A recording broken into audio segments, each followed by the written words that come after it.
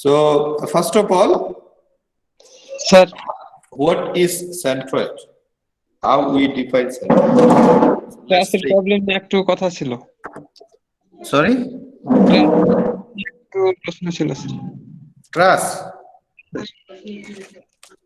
হ্যাঁ, এর প্রবলেম আমি কি জয়েন্ট মেথড এবং সেকশন মেথড ইউজ করতে পারবো? মানে তুমি কি বলছো, একই অঙ্কে জি sir. Joint method section method use করতে পারবা কিনা তাই? জি স্যার। হ্যাঁ, পারবে পারবে পারবে, কোনো সমস্যা নাই। যদি আমি সরলি বলে না দিই যে তুমি সেকশন মেথডে করো, এগুলো নরমালি বলা থাকে না, তুমি যে কোনোটা করতে পারবে। একাধিক সেকশন নিতে পারবে, একাধিক জয়েন্ট সেকশন বোথ নিতে পারবে, সমস্যা নেই। আবার একটা সেকশনে দেখা যাচ্ছে আমি একাধিক মোমেন্টও নিতে পারবো। হ্যাঁ হ্যাঁ, একাধিক মোমেন্টও নিতে পারবে। ওকে। Okay. So let's start then, centroid. So okay, so first of all, what do we mean by centroid? So centroid is basically what we are looking for as an engineer or as a civil engineer in a very simple form. So what is centroid? Centroid is basically a location at a particular point or location. So that means this is a location. So যখন আমরা লোকেশনের কথা বলি, তখন obviously location বললে আমাদের একদম perfect location যদি আমরা জানতে চাই, তাহলে আমাদের কি করতে হবে? অবশ্যই একটা রেফারেন্স লাগবে। ঠিক আছে, তোমরা বইয়ের মধ্যে চ্যাপ্টার গুলো পড়বে, আমার কথাগুলো একটু ভালোভাবে শুনতে হবে। So that we say locate the centroid. What is centroid? Centroid is a particular point on an object. On an object, একটা অবজেক্টের উপরে পার্টিকুলার একটা point, the points we are looking for. Why you are looking for that point? Because by this point your resultant of the forces, this force can be any force, এটা external force হতে পারে, internal force হতে পারে, মানে আমার বডির wait হতে পারে, আমার বডির মাস হতে পারে। তোমরা জানো যে মাস আর ওয়েট আসলে অনেকটা পরিপূরক, একটা জি দিয়ে গুণ করতে আর একটা ওয়েট কে জি দিয়ে ভাগ দিলে আমরা মাস পাই। তো যেটাই হোক, আমাদের মাস ব্যালেন্স বলি, ওয়েট ব্যালেন্স বলি, যে ব্যালেন্সটাই আমরা করতেছি, সেই ব্যালেন্সের যে যে যতগুলো আমরা এটাকে পার্ট করব আমার বডি, ধরো আমি for example if I take an example of my body, like I have legs, I have hands, I have heads. Okay, so I have many parts. Then if I take each part, weight of each part, and then I have to find out where is my body centroid. That means body centroid is the point where mainly the resultant force or resultant weight or resultant mass is located. That means that is the balancing point. So why it is important? If we can understand where is my centroid, then I can place the particularly the holding position of that object on that point, and that must be much easier for me to define the load path. মানে আমি যদি একটু বাংলায় বলি, আমাদের এটা কি জন্য দরকার, আমরা যদি সেটা জানতে পারি যে একটা এরকম একটা অবজেক্টের সেন্ট্রয়েড কোথায় আছে, তাহলে আমরা কি করতে পারবো, ওই লোডটাকে যদি আমরা ট্রান্সফার করার একটা মেকানিজম চিন্তা করি, তাহলে অবশ্যই আমি সাপোর্টটা যতটুকু সম্ভব, নট সম্ভব, আমার যদি সম্ভব হয় তাহলে আমি জাস্ট সেন্ট্রয়েড বরাবর সাপোর্টটা দিয়ে, যেন ডাইরেক্টলি রেজাল্টেন্ট ফোর্সটা ওই সেন্ট্রয়েড দিয়ে সরাসরি আমার সাপোর্ট দিয়ে মাটিতে ট্রান্সফার হতে পারে। আচ্ছা, আরেকটু ব্যাখ্যা করি। আমরা ধরে নেই যে আমাদের একটা বিম আছে, ফর এক্সাম্পল, ধরো এগুলো আমাদের অলরেডি তোমরা নিজেরাই বলতে পারো। ধরো আমাদের একটা এরকম একটা 10 মিটারের লম্বা একটা বিম আছে। এখন আমি যদি বলি এটা সেন্ট্রয়েড কোথায় বলো তো তুমি কি বলবো? বলবা যে স্যার এটা সেন্ট্রয়েড হচ্ছে এখান থেকে কত, ওই যে আমরা যেটা আগে বলেছি, এখান থেকে, হ্যাঁ, এই যে এখানে যে লোডগুলো কাজ করে, তখন আমরা অনেক সময় বলছি না যে এই লোডটা কোথায় কাজ করবে? 5 মিটার দূরে। 5 মিটার এখান থেকেও 5 মিটার, তাই তো? তাহলে এই টোটাল লোড গুলো তুলে দিলাম, এটা অনেকগুলো লোড ছিল, লোড তুলে দিয়ে এখানে একটা টোটাল লোড দিলাম, টোটাল লোড দিয়ে আমি বললাম যে সেন্ট্রয়েড হচ্ছে এটা তো হচ্ছে আমার বিম। বিমের লোডটা বিল্ডিং এ আমরা নরমালি যেটা বিল্ডিং দিয়ে এক্সাম্পল দিচ্ছি, বিমের লোডটা আমরা দেই কোথায়? কলামে। বিম থেকে লোডটা যায় কলামে, কলাম হচ্ছে ভার্টিক্যাল। অ্যাজ এ ডিজাইনার আমি যদি জানি যে এই যে বিমটা দিলাম, এই বিমের মাঝামাঝি আমি যদি একটা কলাম দিতে চাই, তাহলে আমি সাপোর্টে কলাম দিতে পারি। আবার আমি করতে পারি কি, এইখানে একটা কলাম দিই, জাস্ট এই জায়গায় বিমের মাঝামাঝি এখানে। তাহলে এখানে দিলে কি হলো, এই কলামের যে সেন্টার লাইন, তাহলে কলামটা যদি ধরো ফর এক্সাম্পল আমার যদি 1 meter, sorry not 1 meter, let's say 0.5 meter column, তাহলে এই কলামের সেন্টার লাইন হচ্ছে 0.25 মিটার, তাই না? এখান থেকে অর্ধেক হচ্ছে 0.2। তাহলে এই কলামের সেন্টারের সঙ্গে এই লোডের সেন্টার মিলে খেয়াল করো। তাহলে এই সুন্দরভাবে লোডটা কি করলো কলাম থেকে, তারপর আমাদের যেটা ফাউন্ডেশন হয় তাহলে আমার আলটিমেটলি সেগুলো ফাউন্ডেশন মানে মাটির নিচে চলে আসলো একটা লাইন। এটাকে আমি বলি লোড পাথ। এগুলো তোমরা আরো পরে পড়ছি হায়ার ক্লাসে, হায়ার টার্মে। জাস্ট আমি একটু সিম্পলি বোঝানোর জন্য। এখন কোন কারণে যদি আমি কলামটাকে এখানে প্লেস না করতে পারি, তাহলে কি দাঁড়াচ্ছে? এই হচ্ছে আমার বিম, বিমের লোড হচ্ছে আমার এখানে ফর এক্সাম্পল ধরো 100 কিলোমিটার। আমি কলামটা এখানে সেট করতে পারি না, আমি কলাম সেট করেছি, আমার কলাম হয়ে গেছে। এখন এই বিমের লোডটা অবশ্যই কলাম দিয়েই যাবে, অন্য কোথাও তো যাওয়ার সুযোগ নেই, তার সাপোর্ট হচ্ছে কলাম। তাহলে কি হবে দেখো, এই 100 কিলো নিউটন লোডটা তখন এখানে ট্রান্সফার হবে, সাথে কি হবে এখানে একটা ডিসটেন্স তৈরি হবে, ডিসটেন্স ডি। কারণ এইটা হচ্ছে বিমের সেন্টার আর এটা হচ্ছে কলামের সেন্টার, এই দুইটার মধ্যে দূরত্ব হয়ে গেছে ডি। তাহলে এই দূরত্বের জন্য কি তৈরি হবে, একটা ফোর্স আছে, একটা ডিসটেন্স আছে। তাহলে আমি এই লোডটাকে ট্রান্সফার করলাম, কিন্তু শুধু এই লোডটাই আসবে না, সাথে আমার একটা মোমেন্ট চলে আসে, যে মোমেন্টের মান হচ্ছে 100 ইনটু ডি। ডি। ঠিক আছে, তাহলে খেয়াল করি এখন আমরা আমরা আমাদের এত ডেপনেসে যাওয়ার দরকার নেই। তার মানে আমরা বলতেছি যদি এরকম হয়, ধরো আমার পায়ের উপরেই আমার বাম হাতের লোডটা ডান পায়ে আসতেছে, তাহলে ডান হাতের লোড ডান পায়ে যাওয়া যতটা সহজ, ডান পায়ের লোড যদি আমার বাম পা অকেজ হয়ে গেছে, তাহলে পুরো লোড ডান পা দিয়ে যাচ্ছে। তাহলে দেখবো যে ডান পায়ের উপরে প্রেসার বেশি। কেন প্রেসার বেশি? ওই যে এগুলা কারণে প্রেসার বেশি, লোডের আমার সিমেট্রিক নাই। সিমেট্রিক না থাকলে কি হয়েছে, ওইখানে একটা ঘূর্ণন বা মোচড় ফোর্স বা রোটেশন তৈরি হচ্ছে, যার কারণে এই কলাম যেটা আমি ডিজাইন করেছি কলামটা একটু দুর্বল হয়ে যাচ্ছে। আমি যদি ওটাকে ডিজাইন না করি যে এখানে কলাম শুধু অ্যাক্সিয়াল লোডে ডিজাইন করলাম, মোমেন্ট জানলাম না যে মোমেন্ট কত আসছে, কিন্তু এটা সুবিধা হচ্ছে এখন আমি যদি সেন্ট্রয়েড গুলো জানি, এটা নরমালি যখন আর্কিটেক্টরা ডিজাইন করে তখন ভীম কলামের লোকেশন আর্কিটেক্টরা দেখায়, সিভিলকে ভেরিফাই করতে হয় স্ট্রাকচারালি। আর্কিটেকচার অবশ্যই এই কোর্সটা পরে, এই আমাদের মেকানিক্স কোর্সটা আমরাই পড়াই আর্কিটেকচারকে, আমরা স্ট্রাকচারের অনেকগুলো কোর্স আর্কিটেক্টদের পড়াই, যেন তারা জানে যে লোড পাথটা কিভাবে ডিফাইন করতে হয়। আমাদের কাজ কি? আমাদের কাজ হচ্ছে সেগুলোকে কারেক্ট করা। কি কারেকশন করব? যতটুকু সম্ভব আমরা সেন্ট্রয়েডের কাছাকাছি থাকবো। সেন্ট্রয়েডের একদম লাইন থাকতে পারলে কোনো মোমেন্ট হবে না, আর যদি কোনো মোমেন্ট না হয় তাহলে স্ট্রাকচারটা যথেষ্ট স্টেবল থাকবে শুধুমাত্র অ্যাক্সিয়াল লোডের জন্য। আর কোন স্ট্রাকচার যখন আমরা এটা অনেক সময় আমরা এটা পারি না, অ্যাভয়েড করা যায় না। যদি অ্যাভয়েড করা না যায় তাহলে আমাকে বুঝতে হবে যে আমি মোমেন্টটাকে মিনিমাম রাখার চেষ্টা করব, মানে আমি সাপোর্টটাকে যতদূর সম্ভব সেন্ট্রয়েডের কাছাকাছি রাখার চেষ্টা করব।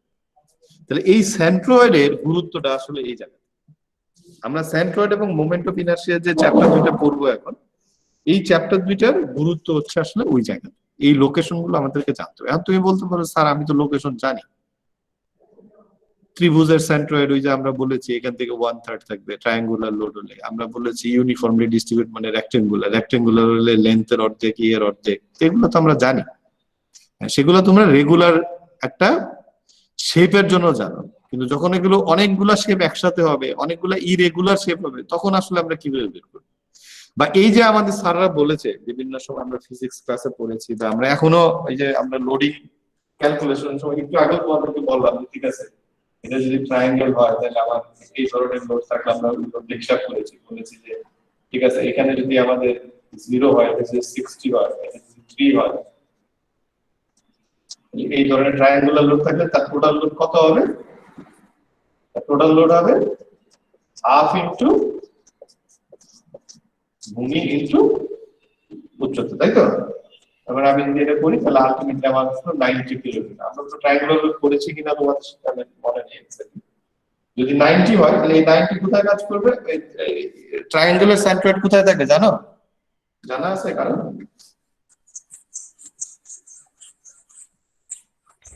মধ্যমাত্রার ছায়াবিন্দুতে। হ্যাঁ, ভর কেন্দ্র যেটাকে বলি বাংলা, ওটাকে আমরা বলি সেন্ট্রয়েড অফ মাস। সেটা হচ্ছে ও যেটা বলছে, ও বলছে এইটা, মানে ধরো এই কয়টা ত্রিভুজ আছে এরকম মধ্যমাত্রা, হ্যাঁ এই মধ্যমাত্রা, এই ছেদবিন্দুটা হচ্ছে ত্রিভুজের ভর কেন্দ্র, তাই তো? এটাই তো নাকি? জি স্যার। হ্যাঁ, জি স্যার। এটা আমরা শিখেছি। এই ত্রিভুজের হাইট যদি h হয়, এটা বেস থেকে কত উপরে আছে জানো? এটা জানো নাকি এটা জানো? 2/3 হ্যাঁ, এখান থেকে It's the 1/3 আর এটা হচ্ছে অ্যাপেক্স। হ্যাঁ 1/3 মানে h/3, আর এটা হচ্ছে 2h/3। এটা কিন্তু তোমরা জানো না, এটা তোমরা ওই জিওমেট্রিতে বা কোনো জায়গায় হয়তো পড়েছো। আজকে আমরা এটাই সায়েন্টিফিক্যালি দেখব যে এটা কিভাবে আসলে বের করতে, what is the approach of finding the centroid. তো আমরা যদি একটু সংক্ষেপে বলে ফেলি তাহলে, যেহেতু সেন্ট্রয়েড হচ্ছে একটা লোকেশন, না আমরা একটু লিখি। So this is a location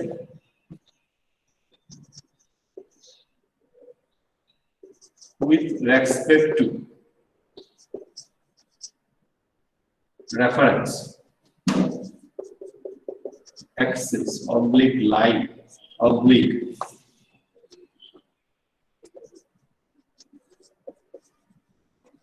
anything that is identifiable। তার মানে কি? এই যে আগেরটাতে ফেরত যাই। এখন এটা ছিল বিম, আমরা বলেছি 10 মিটার, তাহলে আমরা বলছি সেন্ট্রয়েড বা সিজি আছে এইখান থেকে 5 মিটার। এখন তুমি যদি এটা না বলে দাও যে এইখান থেকে 5 মিটার, একজন এখানে ব্যালকনি আছে, সে ব্যালকনিতে দাঁড়ানো আছে, বা এটা হচ্ছে তার বাসার প্রপার্টি লাইন, তাহলে তার বাসার প্রপার্টি লাইন যদি রেফারেন্স হয় তাহলে কিন্তু সেন্ট্রয়েড 5 মিটার না, তাহলে সেন্ট্রয়েড আরো দূরে আছে। তাহলে এইটুকু 5 মিটার, যদি এই প্রপার্টি লাইন থেকে আরো যদি 10 মিটার দূরে থাকে, তাহলে এই প্রপার্টি লাইনের রেসপেক্টে এটা সেন্ট্রয়েড কত দূরে আছে?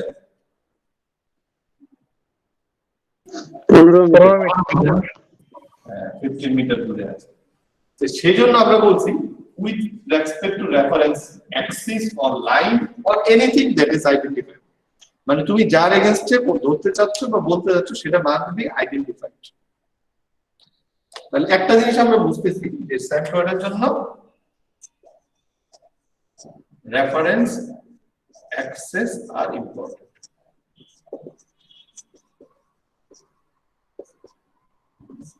Or must be defined if not given. Is that message clear to you? First, number one. আমরা যখন সেন্ট্রয়েড ক্যালকুলেশন করছি, এটা যেহেতু একটা লোকেশন, লোকেশনকে আমরা ডিফাইন করবো কিভাবে? আচ্ছা, আমি যদি তোমাদের একটা গ্রাফ পেপার দিই, তুমি গ্রাফ পেপারে আমি যদি বলি যে পি একটা পয়েন্ট, এটা হচ্ছে তোমার একদিকে আছে 6 আর একদিকে আছে 5, তুমি কিভাবে ডিফাইন করবে? গ্রাফ পেপারের মধ্যে কিভাবে প্লট করবে? ফার্স্টে মূল বিন্দু ড্র করব, দেন ওইটার সাপেক্ষে ড্র করব। হ্যাঁ, তো প্রথমে স্যার অ্যাক্সিস ড্র করব। হ্যাঁ, প্রথমটা 6, পরেরটা 5। প্রথমে স্যার এক্স অক্ষ আর ওয়াই অক্ষ আঁকবো আগে, তারপরে ওয়াই অক্ষতে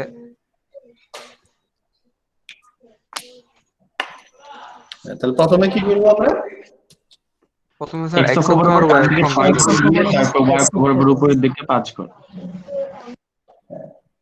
এটা যেহেতু দুইটাই প্লাস, তার মানে বোঝা যাচ্ছে ফার্স্ট কোয়াড্রেন্টে পড়বে, তাই তো? জি স্যার। তাহলে আমরা কিভাবে আসলে লোকেট করলাম? তাহলে আমরা দেখো P65 বলার সাথে সাথে আমরা কি করলাম, এখানে আমরা একটা অ্যাক্সিস এঁকে ফেললাম, মানে আমাদের এটা হচ্ছে রেফারেন্স। তাহলে অ্যাক্সিস আসলে ইম্পর্টেন্ট, কারণ কার এগেইনস্ট আমরা মাপতেছি। তারপর এই 6টা কোত্থেকে মাপবা? এই 6 এই 6 গুলো মূল কোত্থেকে মাপবা? ডান দিকে x অক্ষ বরাবর। y অক্ষ হতে মাপবো স্যার। হ্যাঁ, y অক্ষ তাহলে হতে এই 6 মাপার জন্য রেফারেন্স অ্যাক্সিস হচ্ছে কোনটা? y অক্ষ। y axis. y Axis. তাহলে y অ্যাক্সিস থেকে আমি যাব 6 ঘর। হ্যাঁ, আর এটা মাপার জন্য, এই 5 মাপার জন্য x axis। x অ্যাক্সিস হচ্ছে রেফারেন্স। তাহলে এখান থেকে এই খুব ভালোভাবে খেয়াল রাখতে হবে আমি কেন এটা তোমাদেরকে সেই জিওমেট্রিতে যাচ্ছি। যখন আমি x অ্যাক্সিস বরাবর কোন একটা ডিসটেন্স নিচ্ছি, তখন আমার রেফারেন্স হচ্ছে y অ্যাক্সিস। আর যখন আমি y অ্যাক্সিস বরাবর কোনো মেজারমেন্ট নিচ্ছি, তখন আমার রেফারেন্স হচ্ছে x অ্যাক্সিস। x Axis. এটা কিন্তু খুব ভালো মতো খেয়াল রাখতে হবে, ঠিক আছে? It's very important. তার মানে কি? তার মানে দাঁড়াচ্ছে আমার একটা রেফারেন্স অ্যাক্সিস লাগবে। যদি দেয়া থাকে তাহলে খুব ভালো, দেয়া না থাকলে আমাদেরকে ডিফাইন করে দিতে হবে যে this is my reference Axis. Okay, fine. আমরা একটু মুছি। আচ্ছা, এখন আমি যদি তোমাকে বলি এই যে এরকম একটা অবজেক্ট আছে যার মাস বা ওয়েট যেটাই বলি, ধরো টোটাল, এটার সেন্টার কোথায় আছে বলতে পারবে? আমি যদি আমি এটা বলি, ধরো এটা এক্স, এটা বলতে পারবে? না স্যার। কেন পারবে না? এটার একটা নির্দিষ্ট ইউনিফর্ম না। এক্স্যাক্টলি। তার মানে এটার কোনো জিওমেট্রিক ফর্ম নাই, যার কারণে আসলে আমরা বুঝতে পারছি না যেটা কিভাবে করবো, এটা কিভাবে আমাদের হেল্প করবে টু ক্যালকুলেট দ্যাট। তাহলে এইবার খেয়াল করো, এটা ইরেগুলার শেপ না, এটাকে আমরা রেগুলার শেপ বলছি, কোনো জিওমেট্রিক ফর্ম নাই, এটা ইরেগুলার শেপ। কিন্তু এটাকে যদি এখন আমি এই যে এরকম ছোট ছোট, ধরো একেবারে যত ছোট করে সম্ভব এরকম যদি ছোট ছোট ভাগ করি, এরকম অনেকগুলো ভাগ হইল,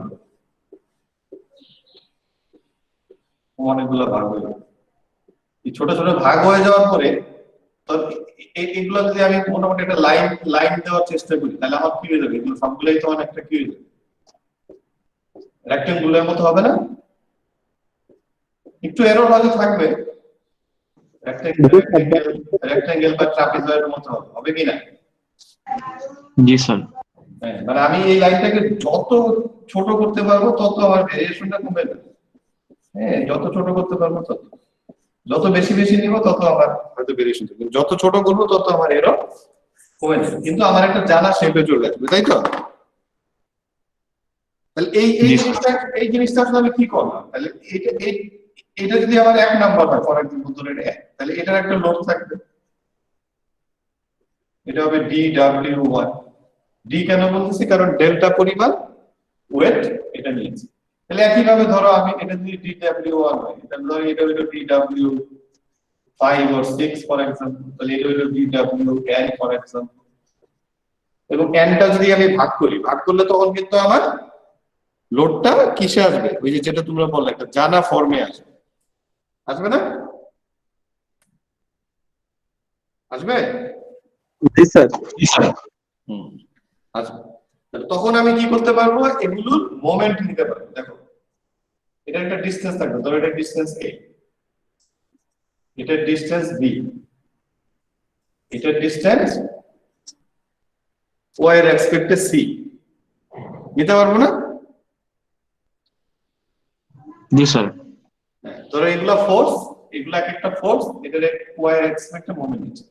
আর আমি ধরে নিচ্ছি, আমি জানি না, এটা আমি একটা অ্যাসিউম করে নিলাম, যে ধরে নিলাম এটা হচ্ছে আমার cg, যেটা y থেকে x দূরত্বে আছে, x বার দূরত্বে আছে। এই বারটা কেন দিয়েছি পরে আসতেছে।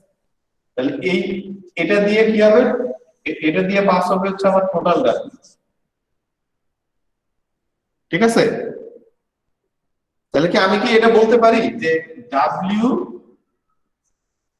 টোটাল W ইনটু x বার, এটা হবে আসলে, এটা পাওয়া যাবে তখনই যদি আমি এই যে ছোট ছোট করে এরিয়া যে নিয়েছি সেটার যদি মোমেন্ট আমি নেই, ফর সব করে এক্সাম্পল হ্যাঁ ধরে এরকম ভাবে আমি W5 নিয়েছি, তাহলে এটা আমার ডট ডট ডট দিতে হবে W5 ইনটু B, এরকম ডট ডট ডট ডট দিয়ে WL ইনটু ফর এক্সাম্পল এটা C।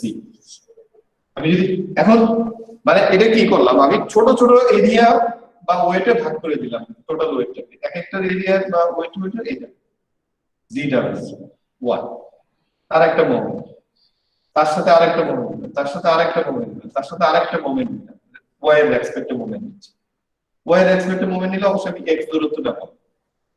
আচ্ছা খেয়াল করো, তাহলে আমি এখান থেকে দেখলাম যে আসলে x বার সমান যেটা আসতেছে, x বার সমান আসতেছে, এটাকে কিন্তু আমি সামেশন লিখতে পারি, এগুলো আসলে সবগুলোর সামেশন, যে DW আর এখানে একটা ডিসটেন্স আসতেছে, এটা a হতে পারে, b হতে পারে, c হতে পারে, এটাকে ভাগ দিতে হবে টোটাল ওয়েট। টোটাল ওয়েটটা আবার কিভাবে পাইছি, টোটাল ওয়েটটা আসলে এরকম ভাবেই পাইছি, তাহলে I স্যার লাস্ট লাইন দেখা যাচ্ছে না, তো সরি লাস্ট লাইন দেখা যাচ্ছে না। হ্যাঁ সরি আমি এটাকে উপরে লিখি। তাহলে আলটিমেটলি আমি x বারটা যদি বের করতে চাই, তাহলে x বারটা হচ্ছে আমি এইভাবে লিখতে পারি সামেশন অফ DWI, আর একটা দূরত্ব হয়তো আসবে x দূরত্ব, মানে a b c যাই করি, তাহলে i এর মান 1 থেকে n, এবং নিচেরটাও টোটাল ওয়েটটাও আসবে আসলে DW, যে ওয়েট গুলো আমরা ছোট ছোট ওয়েট গুলো নিয়েছি সেটা 1 থেকে n পর্যন্ত সামেশন। তাহলে আমি এরকম একটা ইকুয়েশন ডেভেলপ করতে পারি, অথবা or x bar equal to integration of x dw divided by integration of dw। ধরো আমি ইন্টিগ্রেশনের ভ্যালুটা বসে দিলাম, ধরেন আমি এটা হচ্ছে আমার এটা a থেকে শুরু, এখানে এটা a, এখানে c তে গিয়ে শেষ হচ্ছে, তাহলে a হচ্ছে লোয়ার লিমিট, c হচ্ছে আপার, তাহলে a থেকে, তাহলে আমি দুই ভাবে সেটাকে লিখতে পারি, তাহলে এইটা অর নিচেরটা।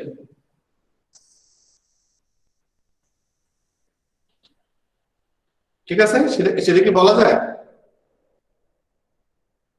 এই এই আলোচনা থেকে কি এই ম্যাথমেটিক্সটা লেখা যায় যে আমি যখন এটাকে ছোট ছোট এরিয়া করে ফেললাম, তাহলে অবশ্যই তো আমার এরিয়ার সাম নিতে হবে না, নিতে হবে না? জি স্যার। আর আমার এটা যদি টোটাল ওয়েট হয়, তার একটা মোমেন্ট যদি x বার হয়, মানে এটা যদি আমার সেন্টার অফ গ্র্যাভিটি হয়, তাহলে y যদি রেফারেন্স হয়, তাহলে y এর রেফারেন্সে অবশ্যই আমি x বার পাবো। আবার একই ভাবে যদি আমি এই ওয়েটটার মোমেন্ট x বরাবর নিই, তাহলে এইখান থেকে x যত দূরে আছে, মানে এটা যখন x রেফারেন্স, তখন আমাদের এটা হবে y বার অবভিয়াসলি, তাহলে তখন কি করতে হবে, x এর এগেইনস্টে মোমেন্ট নিতে হবে।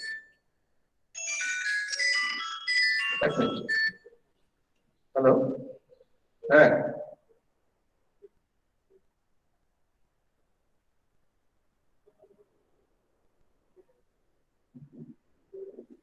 হ্যাঁ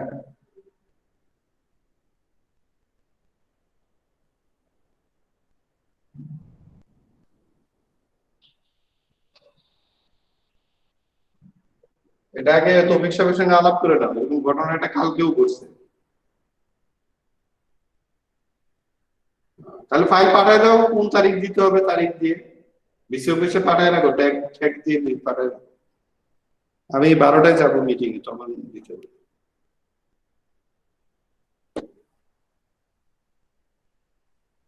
sorry, so in that case, লাস্টের পার্টটা স্যার একটু আবার বলবেন স্যার, লাস্টের পার্টটা একটু বুঝিনি। Okay this one you mean this part, জি স্যার, ক্যালকুলেশন করার পর স্যার কিছু বলছিলেন। সামেশনের পার্টটা, আচ্ছা, প্রথমত সামেশনটা বুঝেছো কিনা? মানে এই যে ছোট ছোট এরিয়াতে যে ভাগ করলাম, এই এরিয়াগুলো যদি এখন আমি ফোর্স ইনটু ডিসটেন্স নিই, মানে ধরো ওয়াই, এখন আমি যেহেতু ভার্টিক্যাল ফোর্স নিয়েছি সেহেতু আমি সবগুলো ডিসটেন্স আমি হরাইজন্টাল নিচ্ছি মোমেন্ট নেওয়ার জন্য ওয়াই কে কেন্দ্র করে। তাহলে এটা কি বুঝেছো যে ছোট ছোট যে যতগুলো এরিয়া আছে তার মোমেন্ট যদি আমি ওয়াই রেসপেক্টে যোগ করি, তাহলে যোগ করলে আমি কি এই টোটাল বডিটা পাবো না? জি স্যার। আর টোটাল বডির ওয়েট কত? ডাব্লিউ।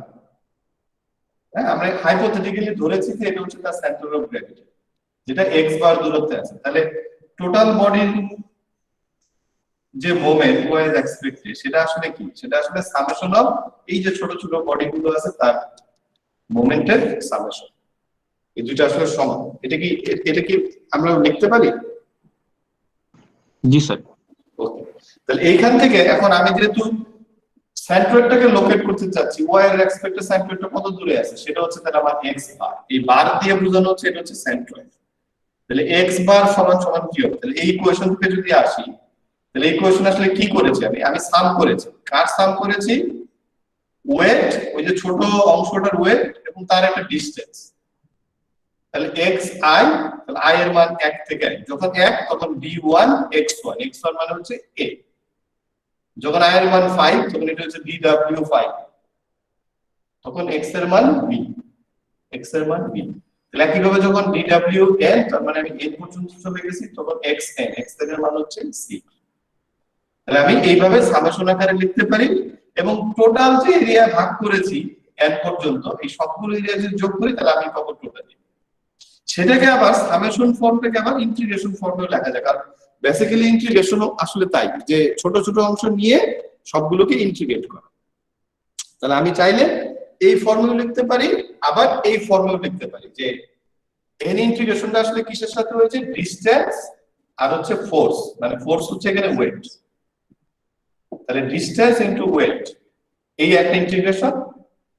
এখানে একইভাবে ওয়েটের ইন্টিগ্রেশন কত থেকে কত পর্যন্ত? আমার লোয়ার লিমিট এ, আপার লিমিট হচ্ছে সি।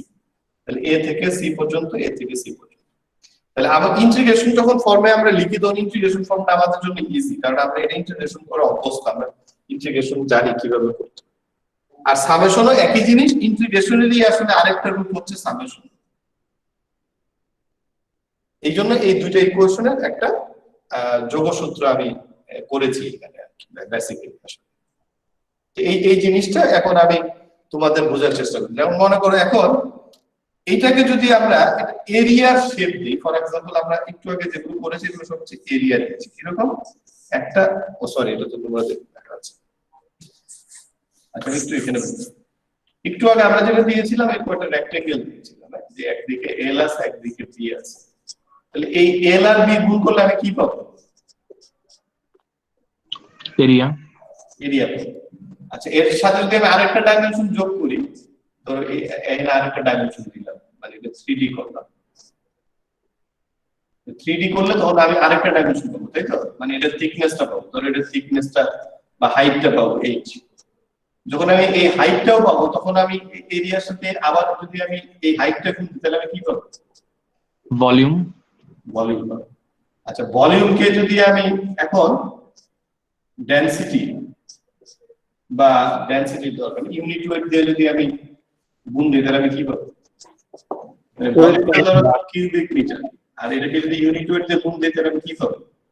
মাস পাবো স্যার। না, মাস পাবো না, এখানে পাবো ওয়েট। হ্যাঁ, ইউনিট ওয়েট দিয়ে গুণ দিলে আমি পাবো ওয়েট। আর যদি আমি ইউনিট ওয়েট দিয়ে গুণ না দিই, ইউনিট ওয়েট বলতে স্যার, হ্যাঁ আমি আসতেছি, এটা যদি ডেনসিটি দিয়ে গুণ দিই তাহলে আমি পাবো আল মাস। মাস। ঠিক আছে, বেসিক্যালি সেম, মানে ইউনিট ওয়েট আমরা গামা বলি, gamma equals to basically rho into g. তো জি এর মান তো কনস্ট্যান্ট, তাহলে আমরা একটা আরেকটাকে চেঞ্জ করতে পারি।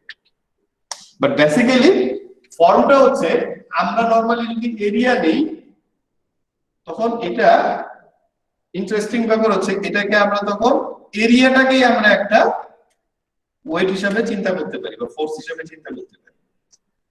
তখন ইকুয়েশনটা হচ্ছে x dA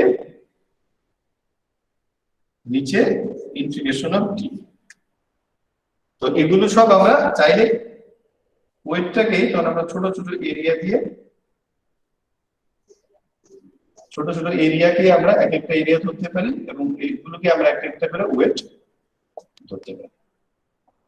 তখন ইকুয়েশনটা আরো সিম্পল হয়ে যায়, যেহেতু এটা আমরা এরিয়াটাকেই ভাগ করতেছি, এটা ইরেগুলার শেপের এরিয়া ছিল, এটাকে রেগুলার এরিয়াতে নিচ্ছি, তখন ওয়েটটা আমরা বাদ দিয়ে তখন আমরা এরিয়াতে ট্রান্সফার করে দিলাম এটাকে, যে ঠিক আছে এটা যদি ডিএ হয়, কারণ এগুলো একটার সাথে আরেকটা নির্ভরশীল। এই একটু আগে আমরা দেখলাম যে এরিয়া বাই করব, এরিয়ার সাথে এইচ দিয়ে গুণ দিলে আমি ভলিউম বাই করব, ভলিউমকে আমি গামা দিয়ে গুণ দিলে আমি পাবো ডাব্লিউ, আর যদি আমি ভলিউমকে রো দিয়ে গুণ দিই তাহলে আমি পাবো মাস। তাহলে একইভাবে যেহেতু এটা কনস্ট্যান্ট, তাহলে এটাকে যদি আমি এম কে যদি আমি এটাতে ভাগ দিই তাহলে আমি পাবো ভলিউম। আর যদি আমার এই হাইটটাকে যদি আমি কনস্ট্যান্ট রাখি, যে এই উইডথ বা হাইটটা কনস্ট্যান্ট, বা আমার এই ডাইমেনশনটা কনস্ট্যান্ট, থিকনেসটা কনস্ট্যান্ট, থিকনেস কনস্ট্যান্ট রাখলে আমি চলে যাব এরিয়াতে। তাহলে এরিয়া হলে আমার জন্য সুবিধা, কারণ এরিয়া হচ্ছে টু ডাইমেনশনাল, একদিকে এক্স আর একদিকে ওয়াই। তাহলে টু ডাইমেনশনে থাকলে তখন সেটাকে আমরা ডিএ আর নিচে আমরা এরিয়া, ঠিক আছে? তখন ইকুয়েশনটা আরো সিম্পল হয়ে যায়, তখন ইকুয়েশনটা আর এই এরিয়া বা ই এর মধ্যে থাকে না, তখন ইকুয়েশনটা যেমন হয়ে গেল, ঠিক আছে, যদি এক্স বার হয় তাহলে x DA integration of DA. একইভাবে যদি আমরা ওয়াই এর এগেইনস্ট মোমেন্ট নিই তখন এটা হয়ে যাবে y dA integration of dA. এই জিনিসটাকে বুঝা গিয়েছে? আমি এটা একটু বাংলায় বলেছি যেন মোটামুটি সবাই একটু গ্রিপ করতে পারে। এই ফর্মুলা দুটো কি মোটামুটি একটু বোঝা গেল?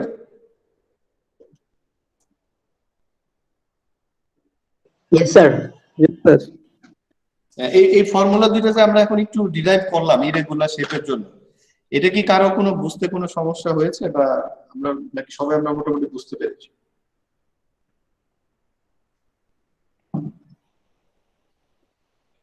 এটা যদি বুঝতে পারি তাহলে আমরা একটু পরের ধাপে যেতে পারি।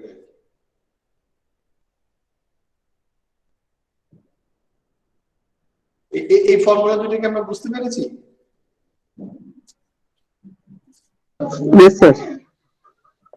আচ্ছা, যদি কারো কোশ্চেন থাকে প্লিজ রেজ ইওর কোশ্চেন। ওকে, আচ্ছা আমরা একটু খেয়াল করি এখন, এরিয়াটা যদি ফোর্স হয়,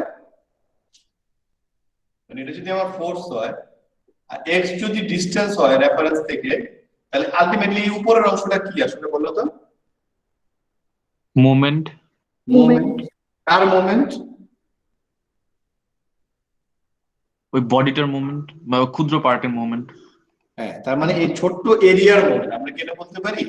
মানে আমরা তো ফোর্সের জন্য মোমেন্ট, তাহলে এখন এই এরিয়াটা ফোর্স ধরেছি, তাহলে এটা এরিয়ার একটা মোমেন্ট, এটাকে আমরা বলতে পারি ওই ছোট এরিয়ার একটা মোমেন্ট কোন একটা রেফারেন্স অ্যাক্সিসের রেসপেক্টে। অবভিয়াসলি এক্স হইলে ওয়াই এর রেসপেক্টে আর ওয়াই হইলে এক্স এর রেসপেক্টে, কি বলতে পারি? Yes, sir.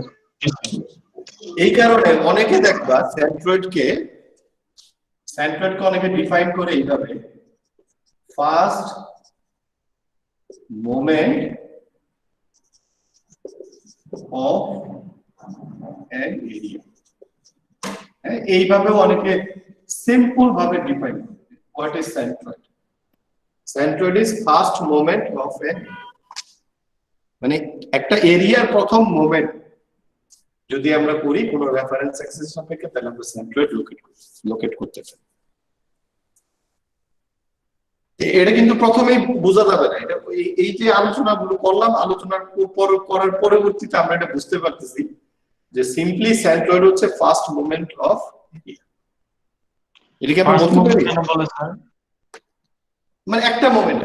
এটা কেন বলে সেটা আমরা যখন মোমেন্ট অফ ইনার্শিয়া পড়বো তখন আমরা আবার আসবো এটাকে কেন আমরা ফার্স্ট মোমেন্ট বলছি। ঠিক আছে, এটা আমরা আপাতত কোশ্চেনটা তোমার মাথায় রাখো, এটা আমরা রাখতেছি। আমরা যখন মোমেন্ট অফ ইনার্শিয়া পড়বো তখন আমরা এই কোশ্চেনে আবার ফেরত আসবো কেন এটাকে আমরা ফার্স্ট মোমেন্ট বলছি। অবশ্যই এটা একটা ভ্যালিড কোশ্চেন, এটা আপাতত আমরা একটু ভিতরে রাখি মনের মধ্যে কেন এটা ফার্স্ট। এটা তো এই ফার্স্ট যদি বাদ দেই তাহলে এইটুকু তো বোঝা যাচ্ছে নাকি এটা হচ্ছে মোমেন্ট অফ এরিয়া, একটা এরিয়ার মোমেন্ট, তাই তো? জি স্যার। Okay good. তা এখন আপাতত ফার্স্টটা লিখে রাখো, ধরে নাও যে স্যার বলছে লিখে রাখো। পরে আমরা এটা অ্যান্সার দিব।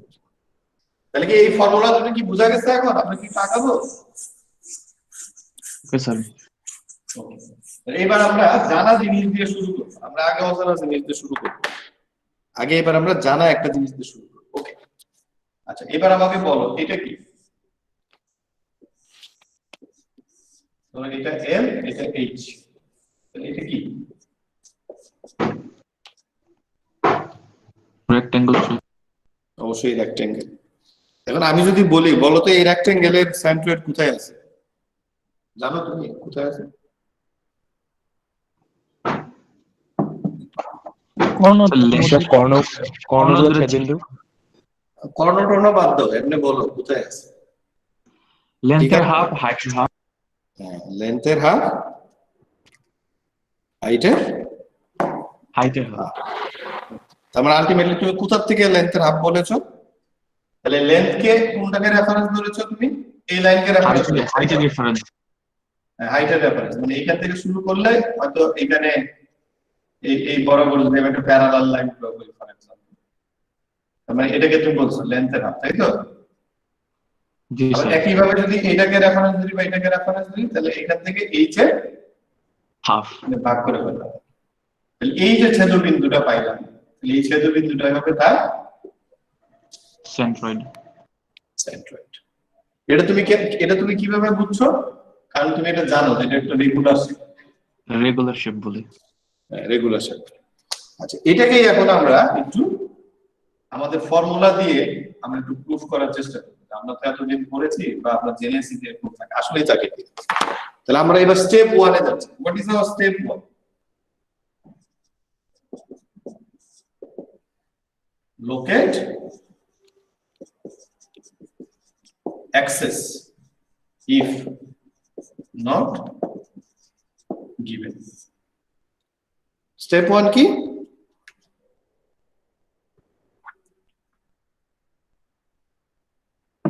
What is the step 1? Locate axes If not given. যদি দেয়া না থাকে তাহলে আমাকে লোকেট করতে হবে। ওকে ফাইন, আমি ধরে নিচ্ছি এটা হচ্ছে আমার x অ্যাক্সিস, আরেকটা সাইডকে আমি ধরলাম y অ্যাক্সিস। ঠিক আছে, তাহলে আমি লোকেট করলাম। স্টেপগুলো একটু সুন্দরভাবে বুঝে নিবে তোমরা।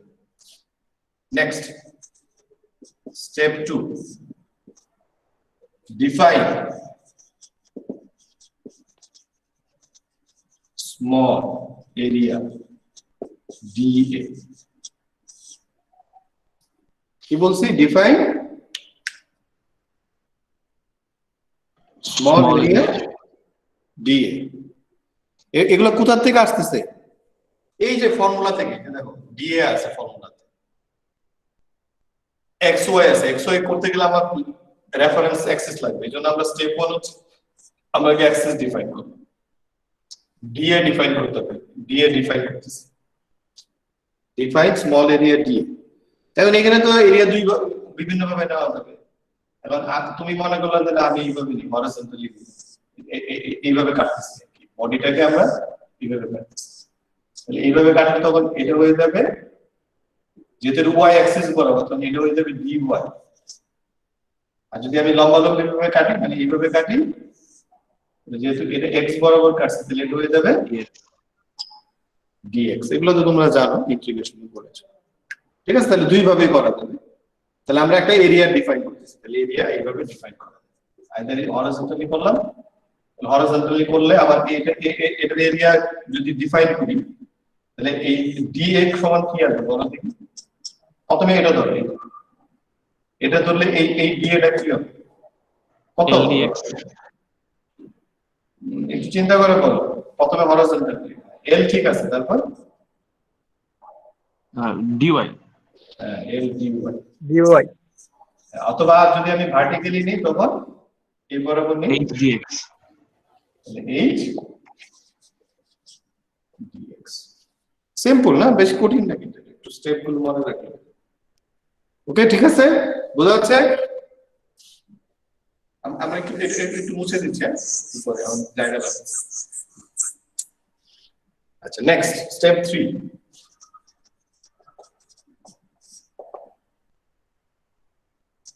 calculate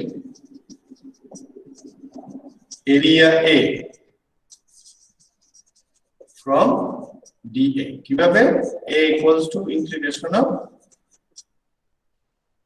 dA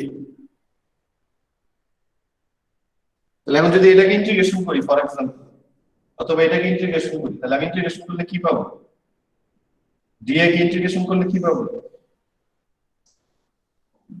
A dA থেকে পাবো A টোটাল এরিয়া হ্যাঁ আর এখানে তো লিমিট বসাইতে হবে লিমিট কার উপরে নির্ভর করে বলো তো এখন তো ম্যাথমেটিক্স এর নলেজ লাগবে তোমাদের বলো এনে লিমিট কার লিমিট বসবে dy এর ভ্যারিয়েবল যেটা যেটা চেঞ্জ হচ্ছে dy এক্স্যাক্টলি হ্যাঁ ভেরি কনসেপচুয়ালি ক্লিয়ার থাকতে হবে যেটা ভেরিয়েবল তার লিমিট বসাইতে হবে এখানে ভেরিয়েবল নির্ণয় করি আমরা কিভাবে dx অথবা dy দিই যেহেতু এখানে y ভেরিয়েবল তাহলে আমার y এর লিমিট লাগবে y এর লিমিট x এ 0 আর হাইয়েস্ট কত আছে l h h h h তাহলে 0 থেকে h আবার এইখানে যদি ধরি x হচ্ছে ভেরিয়েবল তাহলে লিমিট কত হবে 0 to l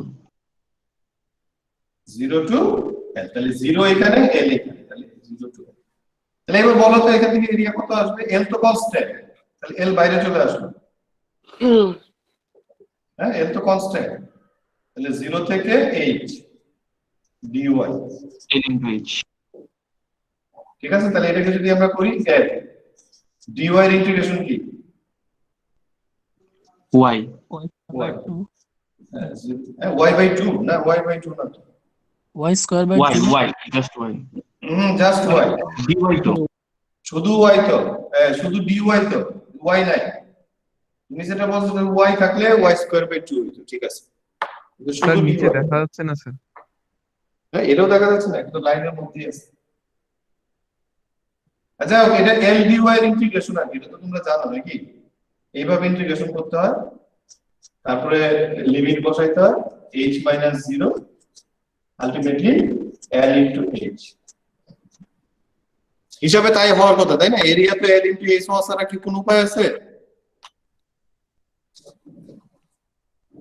rectangular area l into h হওয়ার ছাড়া উপায় নেই তাহলে তো আমাদের এত দিনের যে শিখছি দৈর্ঘ্য ইনটু প্রস্থ সেটাই তো চেঞ্জ হয়ে যাবে যদি এটা ঠিক না থাকে জি স্যার তাহলে এতদিন আমরা মুখস্থ করেছি আমরা প্রাইমারি বা হাই সেকশনে যখন পড়েছি ইন্টিগ্রেশন যখন শিখি নাই তখন আমরা এটা বুঝি নাই কিভাবে বুঝি তখন বলছি যে চতুর্ভুজের এরিয়া হচ্ছে দৈর্ঘ্য ইনটু প্রস্থ আর ট্রায়াঙ্গেলের এরিয়া হচ্ছে হাফ ইনটু ভূমি ইনটু উচ্চতা তা আজকে আমরা সেন্ট্রয়েড করতে গিয়ে দেখলাম যে নাই এটা আসলে ঠিক আছে এটা এইভাবে বের করতে হবে তাহলে প্রথমে এরিয়াটাতে আমরা বের করে ফেললাম ওকে ফাইন গুড তাহলে এটা হচ্ছে আমাদের স্টেপ 3 এখন স্টেপ 4 আমরা সেন্ট্রয়েড বের করতে যাচ্ছি ওই যে ফর্মুলায় কি ছিল খেয়াল করুন তাহলে এখন কি করতে হবে ইন্টিগ্রেশন অফ x dA আর একটা করতে হবে ইন্টিগ্রেশন অফ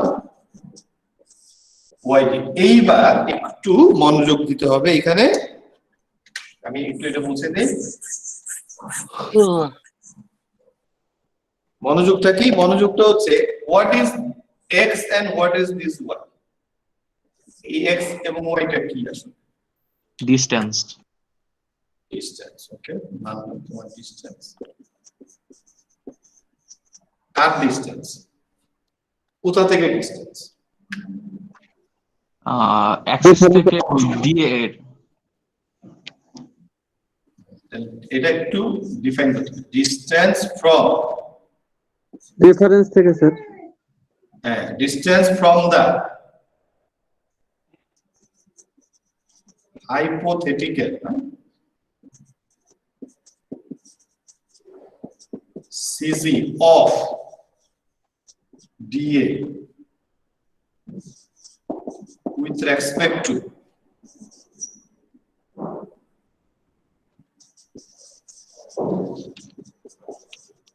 reference axis জিনিসটা কি বোঝা গেছে এই যে আমি একটা dA ঠিক করছি এটা খেয়াল করি dA ঠিক করছি না এটা স্মল একটা ছোট dA নিছি না হরাইজন্টালি আচ্ছা আমি একটু ভার্টিক্যালটা একটু যদি মুছে দিয়ে বলি তাহলে তুমি জানো না এটার সিজি কোথায় আছে ওই যে একটু আগে বলছিলে l/2 তাহলে এটা হচ্ছে তার হাইপোথেটিক্যাল সিজি। তাহলে এই যে আমি ডিএ নিলাম, এইটা ডিএ, তাহলে এটা থেকে এটা যেহেতু আমি হরাইজন্টালি নিয়েছি, তাহলে আমার রেফারেন্স অ্যাক্সিস যদি আমি এখন ফর এক্সাম্পল ধরো আমি এক্স ডিএ করতেছি, তাহলে আমার এক্স এক্স মাপবো কোথা থেকে? এই এক্স এর Y axis. মেজারমেন্টের জন্য রেফারেন্স অ্যাক্সিস কোনটা? Y. Y axis. Y. Y. তাহলে এটা যদি আমার হাইপোথেটিক্যাল সিজি হয়, তাহলে এইখান থেকে ওয়াই থেকে যে দূরত্বটা, এই দূরত্বটাই হচ্ছে আমার আসলে X. এক্স। আর যদি আমি ওয়াই এ যাই, তখন আমার রেফারেন্স অ্যাক্সিস কোনটা? Horizontal axis বা X axis. হ্যাঁ, এক্স অ্যাক্সিস। তাহলে এখান থেকে যখন এই দূরত্বটা পাবো, তখন সেটাই হয়ে যাবে আমার y। এটা কিন্তু খুব ভালোভাবে খেয়াল রাখতে হবে, এখানে কিন্তু এসে ভুল হয়ে যায়, অনেকে আমরা পরীক্ষাতে ভুল করেছি।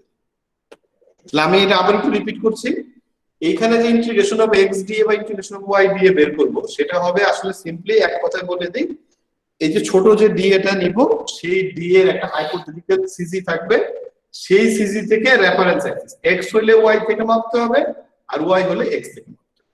এটা কি মনে থাকবে না? এটা কি কঠিন লাগছে? না স্যার।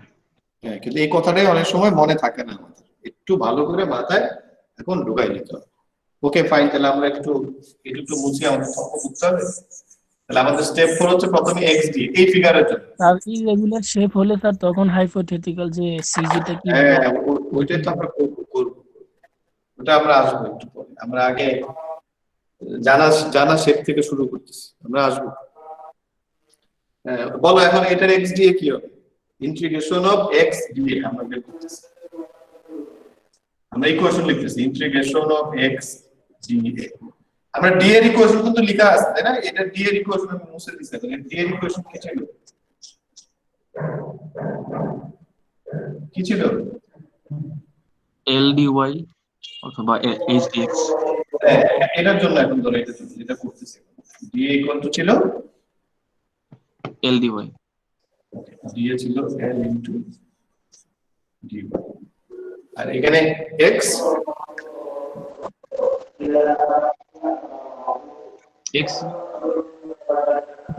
L by L/2. এই এক্স এখানে হচ্ছে l বাই 2। 2. ভেরিয়েবলের লিমিট কোথা থেকে কোথায়, কত থেকে কত? কার লিমিট হবে?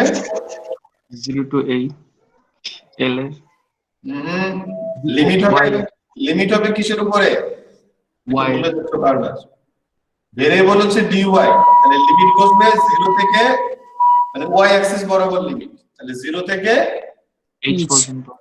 হ্যাঁ h পর্যন্ত। ভুলে যাবে না, ভুলে গেলে তো সর্বনাশ। তাহলে x দিয়ে এখন যদি আমি করি, তাহলে কি আসবে এখানে? দেখো l স্কয়ার বাই 2, এটা তো কনস্ট্যান্ট, তাই না? এই ভ্যালুগুলো বাইরে আসবে 0 থেকে h dy। আলটিমেটলি কি থাকলো? কি থাকলো বলো? এইচ h মাইনাস 0, আমরা আলটিমেটলি h থাকলো, তাই তো? আমি এক স্টেপে লাগলাম, সমস্যা নাই তো? মানে dy কে ইন্টিগ্রেশন করলে y পাবো h 0, তারপর এটা যদি বসাই তাহলে h মাইনাস 0, ঠিক আছে নাকি? জি স্যার। আলটিমেটলি কি থাকলো? l square h divided by 2. এটা হচ্ছে xd। আচ্ছা, যখন আমি ইন্টিগ্রেশন অফ x দিয়ে পেয়ে গেলাম, তখন আমি ওই যে ফর্মুলা আমার ছিল না, x বারের ফর্মুলা কি ছিল? তাহলে স্টেপ 5 এ গিয়ে আমি তো কি করতে পারবো? x bar equal to integration of x dA divided by integration of dA। তাহলে আমি যদি এই মানগুলো বসাই দিই এখানে, তাহলে আমি তার সেন্ট্রয়েড পেয়ে যাবো। দেখো মান বসাও, x dA এর মান কত পেয়েছি? x dA এর মান পেয়েছি l square h by h 2। Divided by 2, আর d এর মান পেয়েছি কত?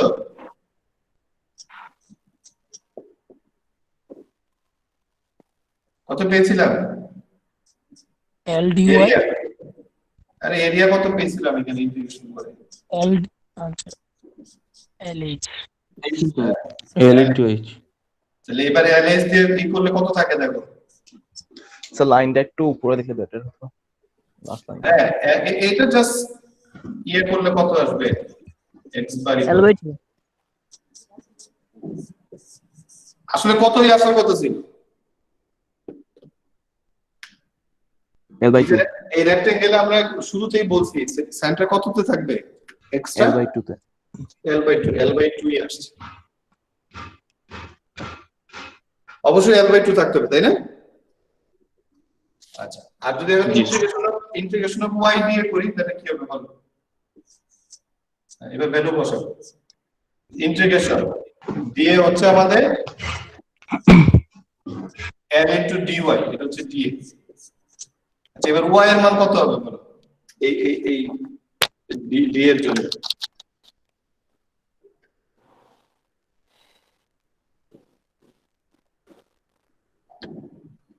স্যার h/2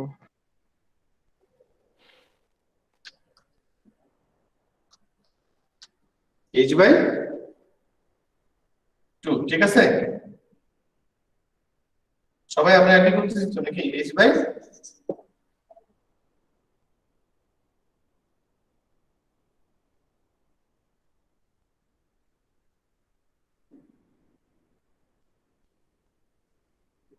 কার লিমিট বসবে ভেরিয়েবল কি 0 থেকে L 0 থেকে L আমরা কিন্তু এটা বারবার ভুল করতেছি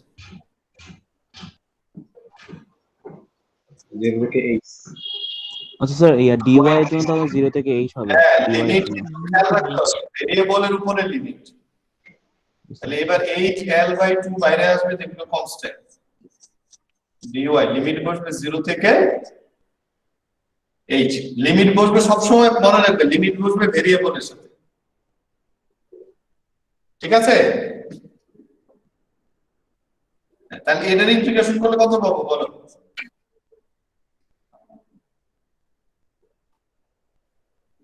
এটাকে ইন্টিগ্রেশন করলে কত পাবো h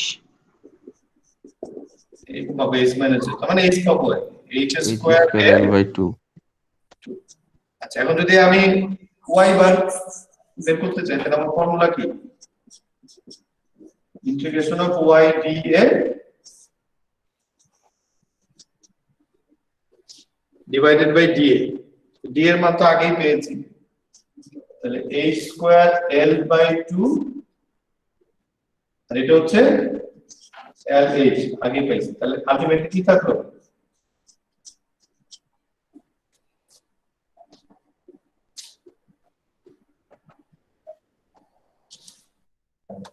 কিন্তু একটা যাচ্ছে যাচ্ছে কি স্যারের সঙ্গে তো কথা বলতে পারিনি আমি কথা বলছি কি বিষয় আমি ওই ক্যালিব্রেশন করতে ওইটাই না ব্যাচিং প্ল্যান ক্যালিব্রেশন আমার কথা হচ্ছে যে দরকার আমরা গেলাম না হলে নেক্সট আসতে কোয়ালিটিতে কথা বলছি আমার একটু দেখি যদি পছন্দ না হয় তাহলে দেখি আমি কিছু ওয়েট নিয়ে আমরা ওয়েট নিয়ে যাব না তাহলে আমি একটু কথা বলবো দিকে হয়ে গেছে একটু বেশি কথা ঠিক আছে ওরা কি আসছে না ওরা আসছে সম্ভবত হইতে তাহলে তো আজকে সব এলোমেলো হয়ে যাবে না আমাদের কথা হচ্ছে সিভিল আর্কিটেক্ট কথা আর ওরা থাকবে ওরা ওদের যদি না থাকে ওরা চলে যাবে একাডেমিক আমি তুমি যাবো কেন সেটা আর আমাদের সিভিল আর্কিটেক্ট আপনি তো বলতেছেন কারোর দরকার নেই আমার এখন বাকিটা দরকার না থাকলে দরকার নেই okay sorry so have you got this value h/2 পেয়েছো ইন্টিগ্রেশন করে আচ্ছা ঠিক আছে তাহলে এটাই আসার কথা ছিল আমাদের যেটা আমরা জানি আচ্ছা এবার আমরা একটু কুইক যাব না ঠিক আছে একটু ফাস্ট তোমাদেরকে একটু ফাস্ট চাই আচ্ছা এখন আমরা ধরো একই জিনিস আমরা রেক্টেঙ্গেল থেকে এবার আমরা ট্রায়াঙ্গেলে চলে যাচ্ছি ট্রায়াঙ্গেল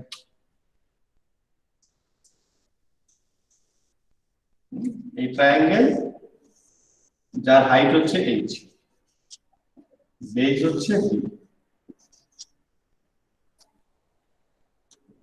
ঠিক আছে তাহলে এটার সেন্ট্রয়েড আমরা বের করতে চাচ্ছি বাই ইন্টিগ্রেশন মেথড, মানে আমরা যে মেথডটা এখন শিখেছি সেই মেথড। তাহলে আমাদের এখানে তো স্টেপ 1 এ আমাদের ছিল অ্যাক্সিস লোকেট করা, তো অ্যাক্সিস আমাদের ধরো দেয়া আছে বা লোকেট আমরা করে নিয়েছি। তারপরে স্টেপটা কি? স্টেপ 2 ডিএ বের করা। Define small area. Define small area. হ্যাঁ, তো ডিফাইন স্মল এরিয়া আমরা ডিফাইন করতেছি স্মল। এইভাবে কিন্তু এখন করা যাচ্ছে না, কারণ ট্রায়াঙ্গেলটা তো এইভাবে দুই ভাগে বিভক্ত, তাহলে অবশ্যই এইভাবেই করতে হবে, তোমার অন্যভাবে করার কোনো সুযোগ নেই। তাহলে এইভাবে করলে অবশ্যই এটা দুই ওয়াই হবে, ওয়াই বরাবর। আর এটাকে যদি তুমি এখন ফর এক্সাম্পল ধরো একটা নাম দিলা L0, তাহলে তোমার সেকেন্ড স্টেপে এসে ডি এর সমান কত হবে?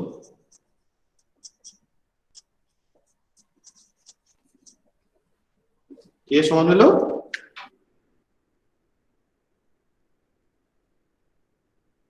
Into L not into dy। ঠিক আছে। আচ্ছা, এখন এল নটটা তো আসলে আমি এমনি দিয়েছি, এটা তো কোনো ভ্যালুর মধ্যে পড়ে না, এটা আমি এমনি বলেছি। এল নটটাকে কি করতে হবে এখন?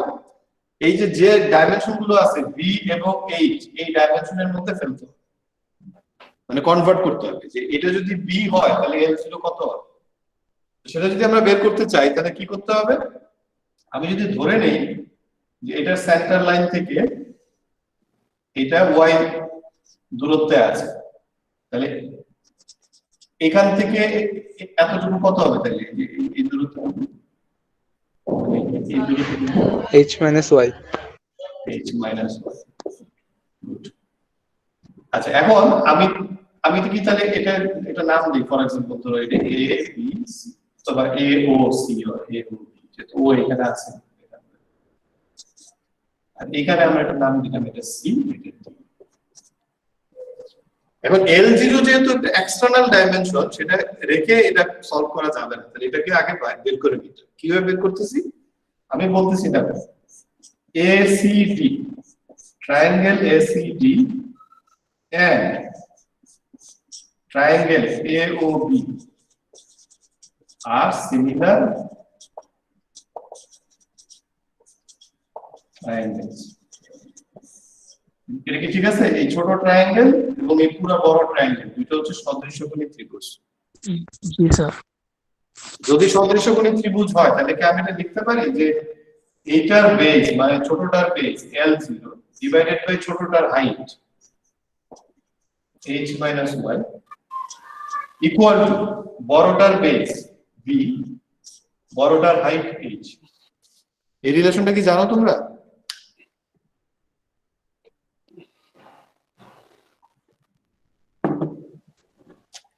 Yes, sir. না স্যার, মানে পড়ানোর জ্যামিতি সদৃশ্যকোণী ত্রিভুজ অনুরূপ বাহুগুলোর অনুপাত সমান। হ্যাঁ স্যার রেশিও সমান হবে স্যার। হ্যাঁ, এটা জানার কথা, অবশ্যই পড়ানোর কথা তোমাদের জিওমেট্রিতে। আমি জানি না এইচএসসি অথবা এইচএসসি কোনো একটা জায়গায় অবশ্যই পড়ানোর কথা। ওকে, এইখান থেকে তখন আমরা ওই L0 এর মানটা বের করে নিব। ঠিক আছে, এটাই হচ্ছে আমাদের উদ্দেশ্য আসলে।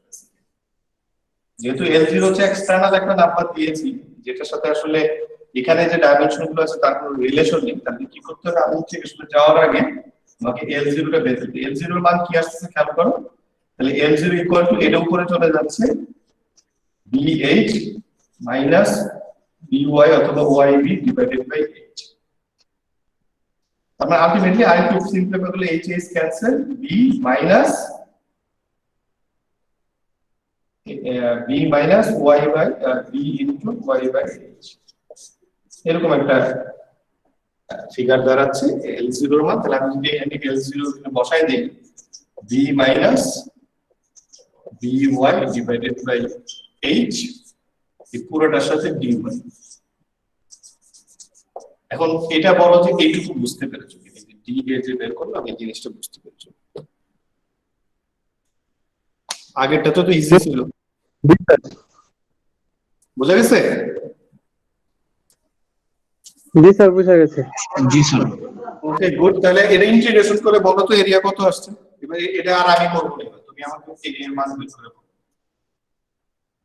এটাকে এটাকে ভাগ করো, দুই ভাগে ভাগ করো, মানে এখন যদি আমি ইন্টিগ্রেশন করি, ইন্টিগ্রেশন করে এরিয়ার মানটা বের করো, ডিএ কে করলে তো এরিয়া পাবো, তাহলে এটা যেহেতু দুই ভাগে ভাগ করে দিতে হবে, b into d by minus b by h y d y. ঠিক আছে, তারপর লিমিট বসাও, লিমিট বসাই ইন্টিগ্রেশন করে কত আসছে করো নিজেরা করো। আর কারো যদি bh by 2 bh বাই 2 তুমি পেয়েছো, ইন্টিগ্রেশন করেছো জি স্যার নাকি নাকি মুখস্থ বলে দিচ্ছ? এটার লিমিট কত বলো প্রথমটা? এটা হচ্ছে sir 0 to h 0 to h, কারণ ভেরিয়েবল হচ্ছে y dy dy, এখানেও y ভেরিয়েবল 0 to h তাহলে b কনস্ট্যান্ট, b বাইরে থাকবে, ইন্টিগ্রেশন অফ dy, মানে বাকি যুগ ম্যাথমেটিক্স আর কি, b বাই h কনস্ট্যান্ট বাইরে থাকবে, y dy, বুঝছো তো? মানে ইন্টিগ্রেশন বাকি যুগ আর মানে dh সিমিলার টার্ম নাই, তাহলে এটা dy মানে y 0 to h minus b by h, আর y dy মানে y square by 2 y square by 2। এটা যদি বসাও, এখানে থাকবে bh dh মাইনাস এখানে থাকবে bh h square by 2 square by 2, মানে আলটিমেটলি যদি তুমি এটা করো আলটিমেটলি আসবে bh বাই 2। এবং তাই আসার কথা ছিল না, আমরা নরমালি জানি এটা ট্রায়াঙ্গেলের এটা হচ্ছে হাফ ইনটু ভূমি ইনটু উচ্চতা উচ্চতা। তাহলে এটা সুন্দরভাবে মিলে গেল, হাফ ইনটু ভূমি ইনটু উচ্চতা। ঠিক আছে, স্যার এটা ডিএক্স নিয়ে করা যায় না? ডিএক্স নিয়ে কিভাবে করবা সেটা এগুলো এগুলো কোশ্চেনে আসতেছে একটু পরে। তাহলে এরিয়াটা আমরা বের করে ফেললাম, এরিয়া আমরা চেক করে দেখলাম যে আমরা যেটা জানি এরিয়া সেটাই সাকসেস। Okay fine. আচ্ছা এবার আসো ও যে কোশ্চেনটা বললো, এখন এই ট্রায়াঙ্গেলের মাসটা মানে ট্রায়াঙ্গেলের সেন্ট্রয়েডটা যে এইচ বরাবর থাকে, কারণ হচ্ছে আমি যদি এই বরাবর একটা লাইন থাকে, হ্যাঁ এই বরাবর একটা লাইন, এটা হচ্ছে সেন্ট্রাল লাইন। কেন সেন্ট্রাল লাইন? আমি যদি ওয়াই অ্যাক্সিসটাকে এখানে আনতাম তাহলে এটা ওয়াই ড্যাশ, তাহলে এই ওয়াই অ্যাক্সিস দিয়ে এই পাশে ট্রায়াঙ্গেলটা দুই ভাগে ভাগ হইতো, এটা এক ভাগ এটা আরেক ভাগ। আচ্ছা এই পাশের ওয়েট মানে ওয়াই এর বাম দিকের ওয়েট যদি নেগেটিভ ডাব্লিউ হয়, তাহলে এই পাশের ওয়েটটা কি হবে? পজিটিভ ডাব্লিউ হবে। তার মানে এটাকে আমরা বলি line of symmetry. Line of symmetry এগুলো আমি তোমাদেরকে পরে আরেকটু ডিটেইল পড়াবো, এখন আজকে জাস্ট একটু দেখানোর জন্য বা ওর কোশ্চেনের অ্যানসার দেওয়ার জন্য। এই যে লাইন অফ সিমেট্রি মানে হচ্ছে এই লাইন দিয়ে ট্রায়াঙ্গেলটা দুই ভাগে ভাগ হচ্ছে এবং মাসটা ব্যালেন্স হচ্ছে, তার মানে অবশ্যই সেন্ট্রয়েড এই লাইনের উপরে থাকে। সেন্ট্রয়েড মানে হচ্ছে ফোর্স বা মাস বা ওয়েট যেটাই বলি না কেন তার একটা ব্যালেন্সিং সিচুয়েশন। তার মানে এই লাইন দিয়ে যদি এটা ব্যালেন্স হচ্ছে দুই ভাগে ভাগ হচ্ছে, তাহলে সেন্ট্রয়েড অবশ্যই এই লাইনে। এই লাইনটা কোন লাইনের কারণ সেটা আগে বুঝে, এই যে লাইন অফ সিমেট্রি বা এই যে লাইনটা আঁকলাম, এই লাইনটা কোন লাইনের প্যারালাল, কোন অ্যাক্সিসের parallel? y axis. y axis y অ্যাক্সিসের প্যারালাল। আর ত্রিভুজের কোন প্যারামিটারটার সাথে এটা প্যারালাল? height হাইটের সাথে প্যারালাল। তার মানে হচ্ছে এটা ওয়াই অ্যাক্সিস বরাবর থাকবে তার সেন্ট্রয়েড। আচ্ছা সেন্ট্রয়েড যদি ওয়াই অ্যাক্সিস বরাবর থাকে, ধরো আমি ওয়াইটাকে এখানে শিফট করতে, ওয়াই অ্যাক্সিসে এক্স এর মান কত? 0। 0 0 যার কারণে আমরা ত্রিভুজে সবসময় ওয়াই বার বের করি, নট এক্স বার। আচ্ছা এখন তুমি কিন্তু আমার আবার উল্টো কোশ্চেন করতে পারো যে স্যার কেন? আচ্ছা এটাও তো হইতে পারে যে ত্রিভুজটা এরকম না হয়ে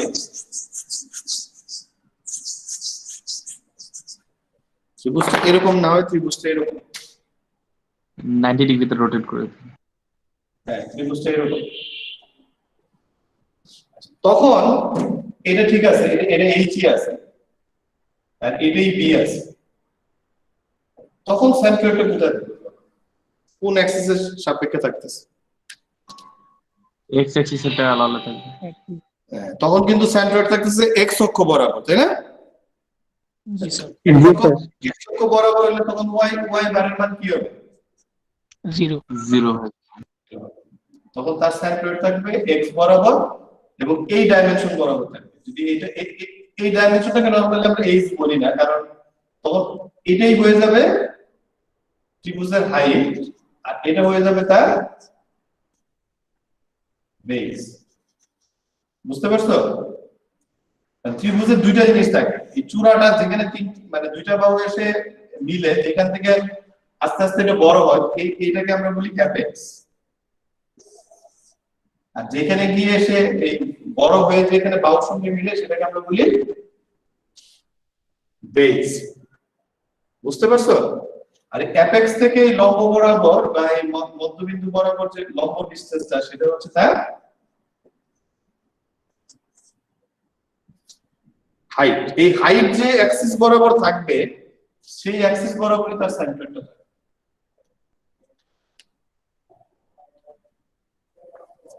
মানে তার সিমেট্রি বরাবর সেন্ট্রয়েডটা থাকবে, আরেক অ্যাক্সিস বরাবর আসলে 0 হবে। আর আমাদের তো সেন্ট্রয়েড মানে ব্যালেন্স। আমরা তো চাইলে ফর এক্সাম্পল ধরো আমি যদি খুব এক্সপার্ট হয়ে যাই তখন আমি এগুলো বুঝতে পারবো যে আমি যে ট্রায়াঙ্গেলটা এখন ড্র করেছি, মানে যে ট্রায়াঙ্গেল দিয়ে আমরা থাকবে, এটা শুধু ট্রায়াঙ্গেলের ক্ষেত্রে। হ্যাঁ শুধু ট্রায়াঙ্গেলের ক্ষেত্রে। এই যে ট্রায়াঙ্গেলের ক্ষেত্রে যখন আমি এই ট্রায়াঙ্গেলটা ড্র করেছি, আমি কিন্তু এখন অঙ্ক করার জন্য এরকম করছি, তাহলে কিন্তু আমি শুরুতেই এটাকে এক্স ধরে আমি কিন্তু এটাকে ওয়াই যদি ধরি তাহলে আমার অঙ্ক করারও দরকার নেই। এই ওয়াই এর সিমেট্রিক হয়ে গেল, এইখানে আমার সেন্ট্রয়েড হতে পারে। তখন আমি এক্স থেকে এই দূরত্বটা বের করতে পারলেই তার সেন্ট্রয়েডের দূরত্ব আমি পেয়ে যাব, মানে আমার ওয়াই বার পেয়ে যাব। ঠিক কি না? আমি যখন এটা ভাগ করে ফেললাম, মাসটাকে ব্যালেন্স করে ফেললাম, তখন কিন্তু আমি এখন যেটা আমি অঙ্ক করছি এজন্য এটাকে আমি লিখেছি, এটাকে আমি আর রেফারেন্স অ্যাক্সিস ধরি না। এবং সেই ক্ষেত্রে আমি এটাকে এইভাবে দেখাইলাম, আমরা এটাকে আমরা এখান থেকে এটাকে ওয়াই ধরেছি এবং এটা হচ্ছে h - y এখান থেকে যেটা ধরে এখন আমরা অঙ্কটা করতেছি। আচ্ছা এখন তাহলে সেই ক্ষেত্রে আমরা এখন ইন্টিগ্রেশনে কোন ইয়েটা বের করব বল? x দিয়ে করব নাকি y দিয়ে করব? এটা দিয়ে করলে x বার বের হবে আর এটা দিয়ে করলে স্যার y বার নিব, x বার তো 0। y বার বের করব। হ্যাঁ y বার বের করব। আর y বার বের করা দেখি, লেখো করে লিখে নিজেরা বের করো দেখি কয়জন বের করতে পারবে।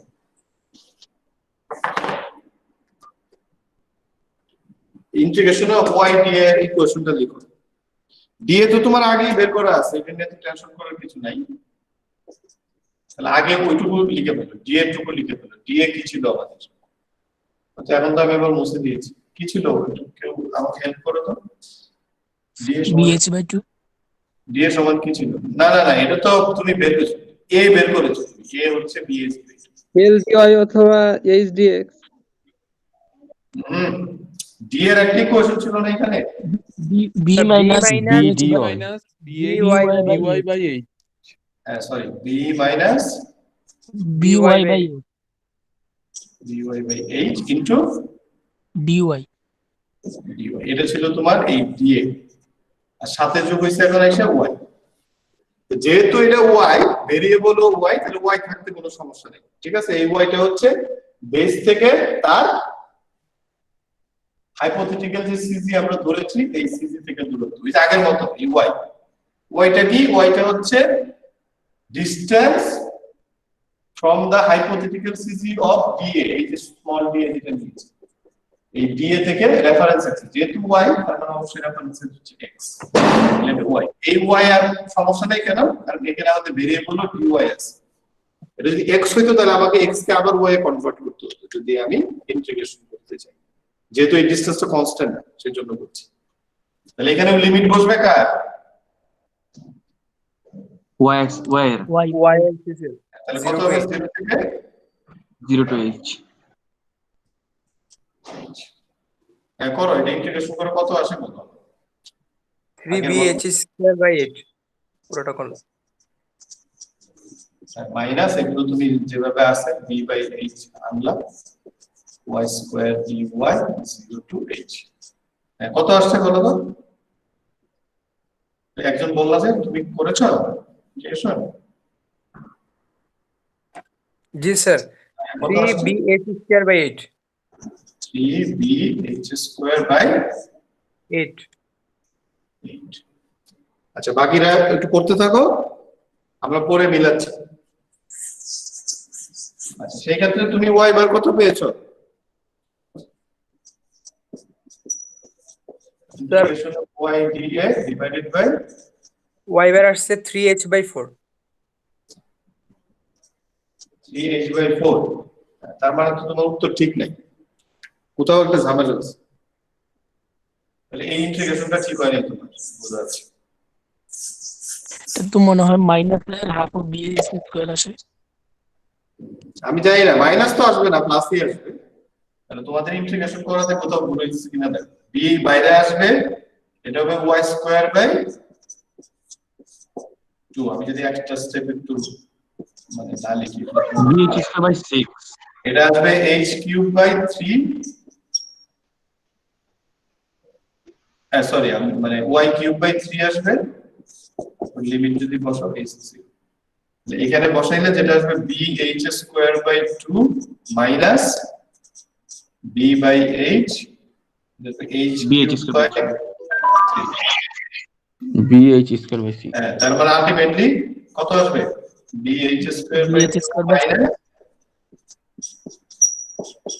bh²/3। ঠিক আছে, এরকম আসবে দেখো। তাহলে আলটিমেটলি এটা করলে কত আসবে? bh²/6। হ্যাঁ bh²/6 হ্যাঁ bh²/6। তাহলে bh²/6 হলে y বার কত আসবে? ইন্টিগ্রেশন অফ y দিয়ে থাকবে উপরে, তাহলে bh²/6 উপরে আর এরিয়া থাকবে নিচে। কত কি থাকলো বলো? স্যার h/3 bh²/3 না, হ্যাঁ h/3। h/3 ট্রায়াঙ্গেলের সেন্টার তো তোমরা আমি যতটুকু জানি তোমাদের পড়ার কথা যে বেস থেকে হাইটের 3 ভাগে 1/3 একবার, আর যদি এটাকে অ্যাপেক্স থেকে ধরি 2/3 2/3 স্যার হ্যাঁ সেটাই আসছে। দেখো আমরা বেস থেকে y ধরেছি, তাহলে এই যে h/3 আসছে।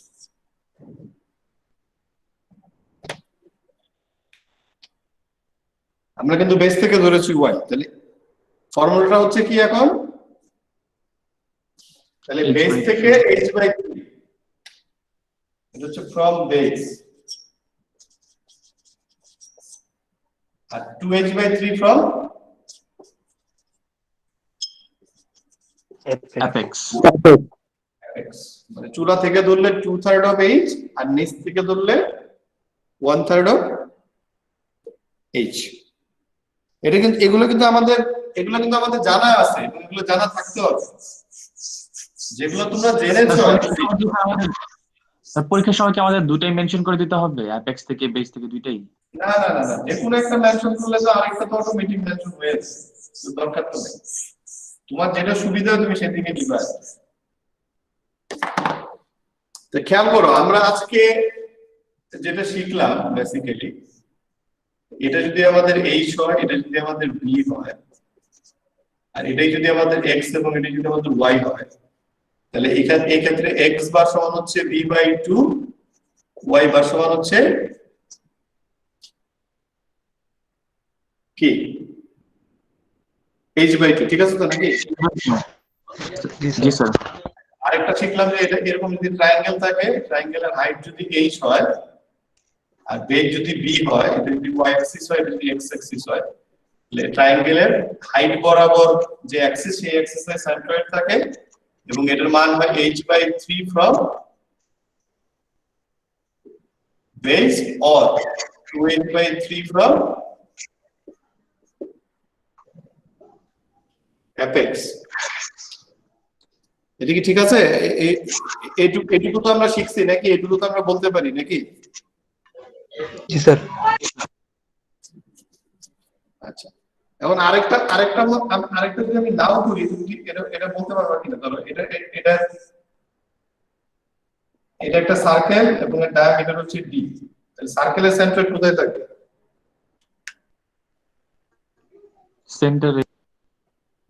সেন্টারে থাকবে। তার মানে আমি যদি এই বরাবর এটাকে ভাগ করি x এবং y, তাহলে এই সেন্টারটাই ও, যে এই সেন্টারটাই হচ্ছে তার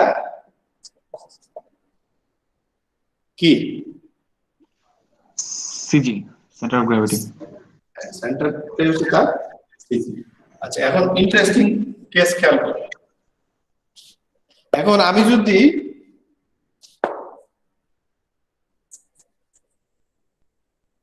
এই সার্কেলটাকে যদি আমি এরকম ভাবে ভাগ করে দিই,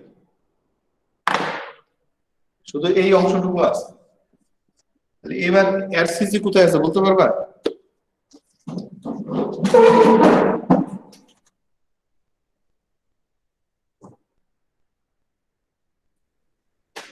এটা তো স্যার মনে হয় ক্যালকুলেশন করা স্যার বলা যাবে না। এটা ক্যালকুলেশন করার সাথে বলা যাবে। এই যে টোটাল সার্কেলটাকে যে আমরা ভাগ করে ফেললাম, তখন যে এইটুকু যে এরিয়াটা হলো, মানে এই যে 90 ডিগ্রি বা একটা এইগুলোকে আমরা বলি sector of a circle. Sector of এ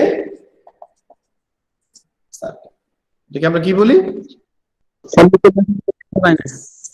আমি বারবার ভুলে যাচ্ছি, দুইবার করে লিখছি। এগুলোকে আমরা বলি সেক্টর অফ এ সার্কেল।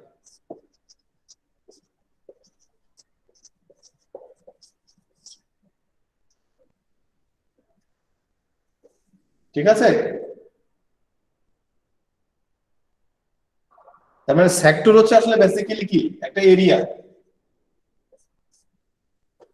আমরা বলি না অনেক সময় যে উত্তরা 10 নাম্বার সেক্টরে থাকি, আমি মিরপুর 10 নম্বরে থাকি, অনেক সময় বলে না অনেকে ঠিকানা বলার সময়।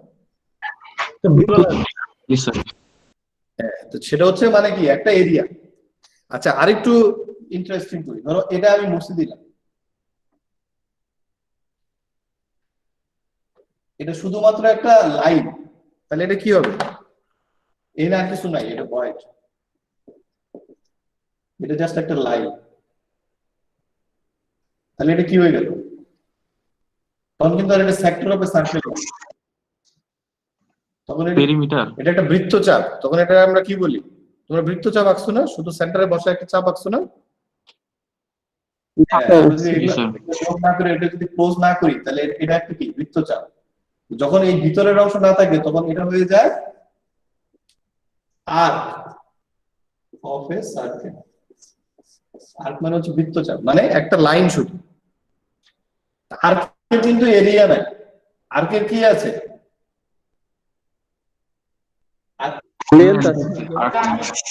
আর্কের আছে শুধু লেন্থ। আর যখন সেক্টর, তখন সেক্টরের কি আছে? সেক্টরের কিন্তু এরিয়া আছে। ঠিক আছে, সেক্টরের এরিয়া আছে, আর্কের শুধু কি আছে? লেন্থ আছে। তাহলে যখন আমরা আর্কের সেন্ট্রয়েড বের করব, তখন কিন্তু আমাদের ওই যে ফর্মুলা কতগুলো ছিল না আমাদের, কেন আছে? কি ফর্মুলা? x dA অথবা y dA এরকম ছিল না? আর্কের ক্ষেত্রে তো এরিয়া থাকবে না, তখন এটা কনভার্ট হয়ে যাবে। কি হবে? x dx y dl। আর নিচে ছিল কি? এরিয়া ছিল, তখন এটা নিচে কি থাকবে? l। এটা নিচে থাকবে a। এটার নিচে এরিয়া ছিল, তখন এটা নিচে চলে আসবে। বুঝছো? এগুলো জাস্ট ট্রান্সফরমেশন আর কি, যখন যেটা প্রযোজ্য সেইভাবে করতে হবে।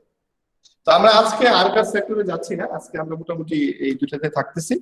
আমরা নেক্সট ক্লাসে আর্ক এবং সেক্টরটা শিখে ফেলতে পারলে আমাদের ইন্টিগ্রেশনটা শেষ হয়ে যাবে।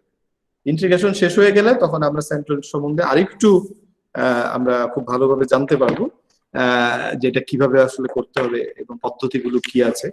এবং সেই সাথে আমরা তখন, আমি যেটা একটু রিকোয়েস্ট করবো, তোমাদের কাছে যদি বই থাকে কারো কাছে, আই এম নট শিওর, যদি থাকে তাহলে চ্যাপ্টার 10 এ পেজ নাম্বার 178 থেকে তোমরা যদি একটু জাস্ট রিডিং করো, আমি যে কথাগুলো আজকে বলেছি অবশ্যই নোট নিয়েছো, সেই নোটের সাথে মিলায় যদি রিডিং গুলো একটু পড়ে রাখো তাহলে অনেক সুবিধা হয়।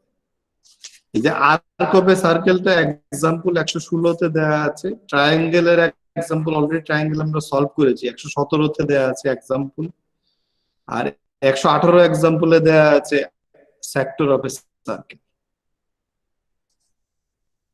ঠিক আছে, এগুলো কিন্তু আমাদের ইন্টিগ্রেশন মেথডে এই জিনিসগুলো আগে আমাদেরকে বেসিকটা ক্লিয়ার করতে হবে। ক্লিয়ার করতে পারলে বাকি অঙ্ক একদিনের মধ্যে শেষ হয়ে যাবে, একদিন বা 2 দিনের মধ্যে। ঠিক আছে, কিন্তু এইটুকু সলভ করে আমাদের এই বোঝাটা হচ্ছে খুব ইম্পর্টেন্ট, যেটা আমাদেরকে একটু বুঝতে হবে অবশ্যই। এবং এটা খুব গুরুত্বপূর্ণ আমাদের ইয়ের জন্য, আমাদের সিভিল ইঞ্জিনিয়ারিং পার্সপেক্টিভে যেহেতু আমাদের লোড পাথ নিয়ে কাজ করতে হয়, তাহলে অবশ্যই এটা আমাদের জন্য খুব ইম্পর্টেন্ট যে আমরা কিভাবে এই লোড পাথ গুলো আসলে আমরা ঠিক করি। আমি যেটা সবসময় তোমাদের সঙ্গে আগেও আমি যেটা বলেছি যে আমি আসলে চাই যে তুমি তোমার যখন এগুলো আমরা রেগুলার শেপে চলে যাব, বা আমরা যখন কম্পোজিট এরিয়াতে যাব, একটা সার্কেলের সঙ্গে একটা রেক্টেঙ্গেল মানে আমরা জোড়া দিব বা যোগ দিব, তখন কিন্তু তুমি ইজিলি এটা বুঝতে পারবে যে এটা আমরা কিভাবে করবো বা কিভাবে করতে হবে। ওটা খুব ডিফিকাল্ট হবে, এই ইন্টিগ্রেশন পার্টটুকু বোঝাটাই হচ্ছে একটু ডিফিকাল্ট। তার মধ্যে আজকে যতটুকু করেছি এটা তো ইজি পার্ট, আমাদের ট্রায়াঙ্গেল এবং রেক্টেঙ্গেল অলরেডি আমাদের জানা আছে যে এটা সেন্ট্রয়েড কোথায় থাকে, কিভাবে থাকে, কিন্তু আমরা আগে আমরা মুখস্থ করে জেনেছি, আজকে আমরা ম্যাথামেটিক্যালি জিনিসটাকে আমরা জানার বা বোঝার চেষ্টা করলাম যে আসলে কিভাবে থাকে এবং কিভাবে সেটাকে আমরা প্রুফ করেছি বা ইকুয়েশন। তাহলে আমাদের সেন্ট্রয়েড বের করার দুইটা অপশন, একটা হচ্ছে রেগুলার শেপ হলে আমাদের যদি ফর্মুলা জানা থেকে আমরা ফর্মুলা দিয়ে করতে পারি, আরেকটা হচ্ছে আমাদের যদি ইরেগুলার শেপ হয় যেটাকে আমরা কোনো ফর্মুলার মধ্যে ফেলতে পারছি না, সেটাকে আমরা ইন্টিগ্রেশনের মাধ্যমে বের করতে পারি। আজকে আমরা দুইটা এক্সাম্পল দেখেছি, রেক্টেঙ্গেল এবং ট্রায়াঙ্গেল। আমাদের এখনো আর্ক এবং সেক্টর বাকি আছে, সেটা করতে হবে, করলে আমাদের থিওরি শেষ হবে, দেন আমরা অঙ্ক শুরু করতে পারবো। স্যার, হ্যাঁ প্লিজ। স্যার সেন্ট্রয়েড হচ্ছে sir first moment of an area.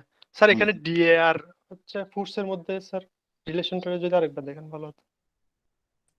না ওই যে আমি এটা তো অনেক আগে চলে গেছে, আমাদের স্লাইডও নাই। আমি যেটা বলেছি তোমাদের যে রিলেশনটা আসলে বেসিক্যালি স্টার্ট ফ্রম ওয়েট, না আমরা ওয়েট ব্যালেন্স করতেছি অথবা মাস ব্যালেন্স করছি। আমরা যে কোনো একটা জিনিসের ওয়েট বা মাস যখন ব্যালেন্স করি তখন আমরা বলেছি যে এটাকে আমরা রেগুলার আমরা শেপ নিয়ে কাজ করতেছি, ওটাকে আমরা কনভার্ট করতে পারি। ট্রান্সফরমেশন আসলে কিছু ট্রান্সফরমেশন হচ্ছে এরকম, তুমি এটার একটা ওয়েটে ভাগ করেছো, ধরো কতগুলো সবগুলো একটা করে ওয়েট বি ডাব্লিউ।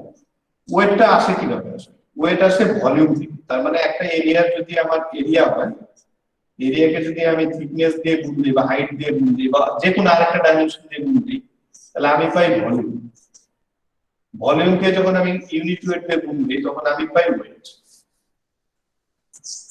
ঠিক আছে, তাহলে ভলিউমের সাথে ওয়েট, তার মানে আলটিমেটলি আমি এটাকে যেটা করেছিলাম যে এটা ওয়েট ছিল এই, আমি যদি এটাকে মাস বলি ডি এর, তো ঘটনাটা পয়েন্ট একই রকম। আমি এরিয়া আমি পাইলাম ভলিউম, তাহলে গামার বদলে রো। আবার গামাটা কি? গামাটা হচ্ছে রো ইনটু জি। ঠিক আছে, তাহলে এই ওয়েটের সাথে সম্পর্কিত হচ্ছে ভলিউম। তাহলে এটাকে আমরা তখন বলেছি যে ঠিক আছে এটাকে আমরা ডিডব্লিউ না বলে এটাকে আমরা ভলিউম, এটা আমরা শেপে আনছি। ভলিউমে যেহেতু ভলিউম আনতে গেলে 3টা ডাইমেনশন লাগে, এটা কিন্তু আমার 2টা ডাইমেনশন আছে। একটা হচ্ছে ধরো এই লেন্থটা আছে এল আই, আরেকটা ডাইমেনশন এই বরাবর আছে, তবে এটাকে আমি বলছি পি আই। আরেকটা ডাইমেনশন কিন্তু আঁকি নেই, যেটা পারপেন্ডিকুলার টু দ্য বোর্ড। তাহলে এই এরিয়াটা আসলে ভলিউম না হয়ে এটা যদি আমরা 2টা ডাইমেনশন আঁকি, তাহলে 2টা ডাইমেনশনে আমরা পাবো কি দুটো ডাইমেনশন আমরা কি পাবো? এরিয়া পাবো। এরিয়াকে যদি আমি আরেকটা ডাইমেনশন দিয়ে গুণ দিই তাহলে আমি ডিবি পাবো, মানে ভলিউম পাবো। জি স্যার। ভলিউমকে যদি আমি গামা দিয়ে গুণ দিই তাহলে আমি কি পাবো? ওয়েট পাবো। আর যদি রো দিয়ে গুণ দিই তাহলে আমি কি পাবো? মাস পাবো। মাস পাবো। তাহলে আমি যদি এখন বলি যে ঠিক আছে আমার এই শেপের জন্য রো এবং গামা এই সবকিছু কনস্ট্যান্ট আছে, এটা কোনো চেঞ্জ নেই। আবার এর পারপেন্ডিকুলার যে ডাইমেনশনটা আছে এই ডাইমেনশনটাও কোনো চেঞ্জ নেই, কনস্ট্যান্ট আছে। সেইভাবে চিন্তা করে এটাকে আমি টু ডাইমেনশনাল, এই টু ডাইমেনশনটাই হচ্ছে আমার এরিয়া। এই এরিয়াটাই তখন আমার ফোর্সের মতো করে কাজ করতেছে, এই এরিয়াটাই একটা ফোর্স, এটাকে আমি হাইপোথেটিক্যাল একটা ফোর্স বলেছি। এই এরিয়ার যখন আমি একটা মোমেন্ট নিচ্ছি এই ওয়াই এর এক্সপেক্টেড একটা ডিসটেন্স দিয়ে, ধরো এই ডিসটেন্স হচ্ছে xi, তাহলে তখন আমি কি পাচ্ছি? x হচ্ছে ডিসটেন্স আর ফোর্স হচ্ছে dA, তাহলে এটা একটা এরিয়ার মোমেন্ট। এখানে এরিয়া মানে ফোর্স, এজন্য এটাকে বলেছি মোমেন্ট অফ এরিয়া। ঠিক আছে, বেসিক্যালি এক্সপ্লেনেশনটা হচ্ছে এটা। মোটামুটি বোঝা গেছে? জি স্যার। আচ্ছা, আর যে ফর্মুলাগুলো আমরা ইন্টিগ্রেশনের মাধ্যমে বা এতদিন আমরা শিখেছি, অবশ্যই আমরা ইন্টারমিডিয়েটে পড়েছি L/2 B/2 H/3 from the base and 2H/3 from the apex, এটা কিন্তু এখনো আমরা মুখস্থ রাখবো, কিন্তু আজকে থেকে আমরা জানলাম যে আসলে এটা কিভাবে বের করতে। তাহলে আমাদের ওই মুখস্থটা এখন আরেকটু পাকাপোক্ত হলো যে আমরা এটা কিভাবে বের করতে, সেটা আমরা এখন জানি, মানে আমরা এখন জেনে গেছি এটা আসলে কিভাবে বের করতে। ঠিক আছে, এইটুকুই আমাদের আজকের লার্নিং। এখানে আমাদের আরো সেন্ট্রয়েডে হয়তো আমাদের আরো 2টা ক্লাস ব্যয় করতে হবে। আর সেন্ট্রয়েডটা যদি আমরা ভালোভাবে বুঝতে পারি তাহলে মোমেন্ট অফ ইনারশিয়া বোঝাটা আমাদের জন্য আরো মানে ইজি হয়ে যাবে, মানে খুব কঠিন হবে না। তো ঠিক আছে, তাহলে আমরা কি আজকে আমরা শেষ করতে চাচ্ছি। যদি এটা রেকর্ডিংটা দিয়ে দিন স্যার। এটা তো রেকর্ড করা হয়েছে, আমি শুরু করছিলাম নাকি অন্য কেউ করেছো তোমরা? এটা অটো, আচ্ছা ঠিক আছে আমি দিয়ে দিব, আমার কাছে যদি থাকে। আমি এটা মনে অটো রেকর্ডিং দিয়ে রেখেছিলাম মনে হয়। আচ্ছা ঠিক আছে, সমস্যা নেই, সেটা দিব। আর চ্যাপ্টার 10টা তোমরা একটু পড়ো। আর এমনিতে ইন্টারনেটেও তোমরা প্রচুর ম্যাটেরিয়াল পাবে, তোমরা যদি একটু সার্চ করার সুযোগ থাকে সেটাও দেখতে পারো, আর বই থাকলে বই থেকে পড়বে। মোট কথা হচ্ছে আজকে আমরা যে সামারিটা যদি একটু বলি, আমাদের যে কোনো একটা সেন্ট্রয়েড যদি আমরা বের করতে চাই, আমরা যদি ফর্মুলাটা বাদ দিই, এখন ফর্মুলাটা বাদ দিলে আমাদের যে কোনো একটা সেন্ট্রয়েড বের করতে গেলে আমাদের কি করতে হবে? অ্যাক্সিস লোকেট করতে হবে, নাম্বার 1। নাম্বার 2, ছোট একটা এরিয়া নিতে হবে ডিএ, যেটা আমি এক্স এর প্যারালাল নিতে পারি অথবা ওয়াই এর প্যারালালও নিতে পারি। নাম্বার 3, ডিএ থেকে এরিয়া বের করব ইন্টিগ্রেশন করে। ভেরিয়েবল যেটা থাকবে সেটার এগেইনস্টের লিমিট বসাইতে হবে ইন্টিগ্রেশন। সেটা কিন্তু ম্যাথমেটিক্স, সেটা কিন্তু তোমরা জানো, আমার কাছে মনে হয় এটা রিপিট করার কিছু নেই। থার্ড হচ্ছে আমরা এক্স ডিএ অথবা ওয়াই ডিএ বের করব। And what is this x and y? সেই এক্স এন্ড ওয়াই হচ্ছে ওই যে ডিএ নিলাম সেই ডিএ এর হাইপোথেটিক্যাল সেন্ট্রয়েড থেকে রেফারেন্স অ্যাক্সিসের দূরত্ব। এক্স হলে ওয়াই থেকে দূরত্ব, ওয়াই অ্যাক্সিস থেকে দূরত্ব, আর যদি ওয়াই হয় তাহলে এক্স অ্যাক্সিস থেকে দূরত্ব। যখন আমি এক্স ডিএ এবং ওয়াই ডিএ বের করে ফেলতে পারবো তখন আমার ফর্মুলা হচ্ছে x bar equals to integration of x dA divided by A, আর y bar equals to integration of y dA divided by. এইটুকুই কিন্তু আমরা আজকে শিখেছি অ্যাজ এ ফর্মুলা। তারপর এই ফর্মুলাটার একটা অ্যাপ্লিকেশন আমরা করেছি রেক্টেঙ্গুলার এবং ট্রায়াঙ্গুলার এরিয়ার উপর বা সেইটার উপর, যেটা দিয়ে আমরা পেয়েছি যে একটা রেক্টেঙ্গেল হলে b/2 এবং h/2, আর একটা ট্রায়াঙ্গেল হলে h/3 from the base and 2h/3 from the apex. যে ফর্মুলাগুলো আসলে আগেও আমাদের জানা ছিল, আমরা বিভিন্ন ভাবে জেনেছি বা মুখস্থ করেছি বা বোঝার চেষ্টা করেছি, সেগুলো আমরা আজকে ম্যাথামেটিক্যালি সেন্ট্রয়েড বের করতে গিয়ে আমরা দেখলাম যে এরকম যদি শেপ হয় তাহলে এটা সেন্ট্রয়েড কোথায় থাকে। তার মানে কি আমার আন্ডারস্ট্যান্ডিংটা কোথায় হচ্ছে, আমি যদি ফাইনালি আরেকটু তার মানে আমার যদি এখন আমি যদি দেখি এরকম একটা রেক্টেঙ্গেল আছে, তাহলে আমি কিন্তু বুঝে ফেলবো যে এই রেক্টেঙ্গেলে কোথায় আমাকে সাপোর্ট দিতে হবে। তাহলে এইভাবে যদি আমি একটা ভাগ করে ফেলি তাহলে এটা হবে আমার সিলিন্ডার। এবং এটা আমি জানি যে এটা হবে L/2, এদিকে হবে D/2। আমার যদি একটা ট্রায়াঙ্গেল হয় তাহলে ট্রায়াঙ্গেলের আমি জানবো যে এই হাইট বরাবর তার ইয়ে থাকবে, মানে হাইট বরাবর তার সেন্ট্রয়েড থাকবে, এবং যেটা বেস থেকে হবে h/3 আর অ্যাপেক্স থেকে হবে 2h/3। তাহলে এই জিনিসটা তখন আমার মাথার মধ্যে বা চোখের সামনে ভাসতে থাকবে যে আমি সেন্ট্রয়েড যখন জেনে গেলাম, জেনে গেলে তো হবে না শুধু সেটা, তখন আমাকে ওইভাবে ইনফার করতে হবে যে হ্যাঁ আমি এটা জিনিসটাকে বুঝতে পারতেছি যে এই জায়গাটায় থাকবে আমার সেন্ট্রয়েড। এখন যদি কোনো কারণে তোমার মাথায় একটা কোশ্চেন, ঠিক আছে আর্কিটেক্ট একটা সেকশন দিছে, সেকশনটা এরকম একটা রেক্টেঙ্গেল একটা ট্রায়াঙ্গেল, তাহলে রেক্টেঙ্গেলেরটা এই জায়গায় আছে ইন্ডিভিজুয়াল, ট্রায়াঙ্গেলেরটা এখান থেকে h/3 তে আছে, যদি এটা h হয় বেস থেকে। এখন এই দুইটা সিজি মিলে নিশ্চয়ই এই সিজি আর এই সিজি মিলে কিন্তু এক জায়গায় থাকবে না, তখন এই দুই সিজি মিলে নিশ্চয়ই আরেকটা নতুন একটা জায়গায় সেন্ট্রয়েডটা শিফট হবে কিনা? জি স্যার হবে। হ্যাঁ, এটাকে আমরা বলি কম্পোজিট এরিয়া। এটা আমরা শিখবো পরে, আগে ইন্ডিভিজুয়াল এরিয়া শেষ করার পরে আমরা কম্পোজিট এরিয়া শিখব। ঠিক আছে, তাহলে আজকে আলোচনা আমরা এখানে শেষ করতেছি। আর তোমাদের কারো যদি কোনো কোয়েরি বা জিজ্ঞাসা থাকে তোমরা please write it in the Google classroom. তোমরা কিন্তু গুগল ক্লাসরুমে চাইলে লিখতে পারো। গুগল ক্লাসরুমে যদি লিখো তাহলে আমি তোমাদেরকে ওইখানে ইয়েটা দিয়ে দিব, উত্তরটা দিয়ে দিব, চেষ্টা করব দেওয়ার, কোনো কোয়েরি বা কোনো কিছু যদি তোমাদের লাগে। আর যেগুলো আমি সোফার করতে বলেছি সেগুলো কি মানে তোমরা করছো, মানে চেষ্টা করছো বা সুন্দর করে করার চেষ্টা করতেছো? অ্যাসাইনমেন্ট গুলো যেগুলো আগে, গুড, সেগুলো করবে সুন্দর করে। যদি কোথাও কারো বুঝতে কোনো সমস্যা হয় অবশ্যই you please write in the Google classroom যে আমার এই সমস্যা হচ্ছে বা আমি এই জায়গায় বুঝতে পারছি না। আর যদি সম্ভব হয় সেটাও ছবি তুলে পাঠিয়ে দিতে পারো, তাহলে আমি দেখে তোমার ওইটা আমি সলভ করে দেওয়ার চেষ্টা করব। ঠিক আছে, but you must be proactive. তোমাকে প্রোঅ্যাক্টিভ হইতে হবে। আমি ডেকে ডেকে বলার চাইতে সবচেয়ে ভালো তুমি নিজেই তোমার সমস্যাগুলো কোথায় হচ্ছে সেটা আইডেন্টিফাই করে আমাকে জানাবে। ওকে, তাহলে থ্যাংক ইউ, আমরা শেষ করি আজকে ক্লাস। আর কারো যদি কোনো জিজ্ঞাসা না থাকে? Okay sir. Okay, then thank you. Thank you. See you in the next. আসসালামু আলাইকুম স্যার। আসসালামু আলাইকুম।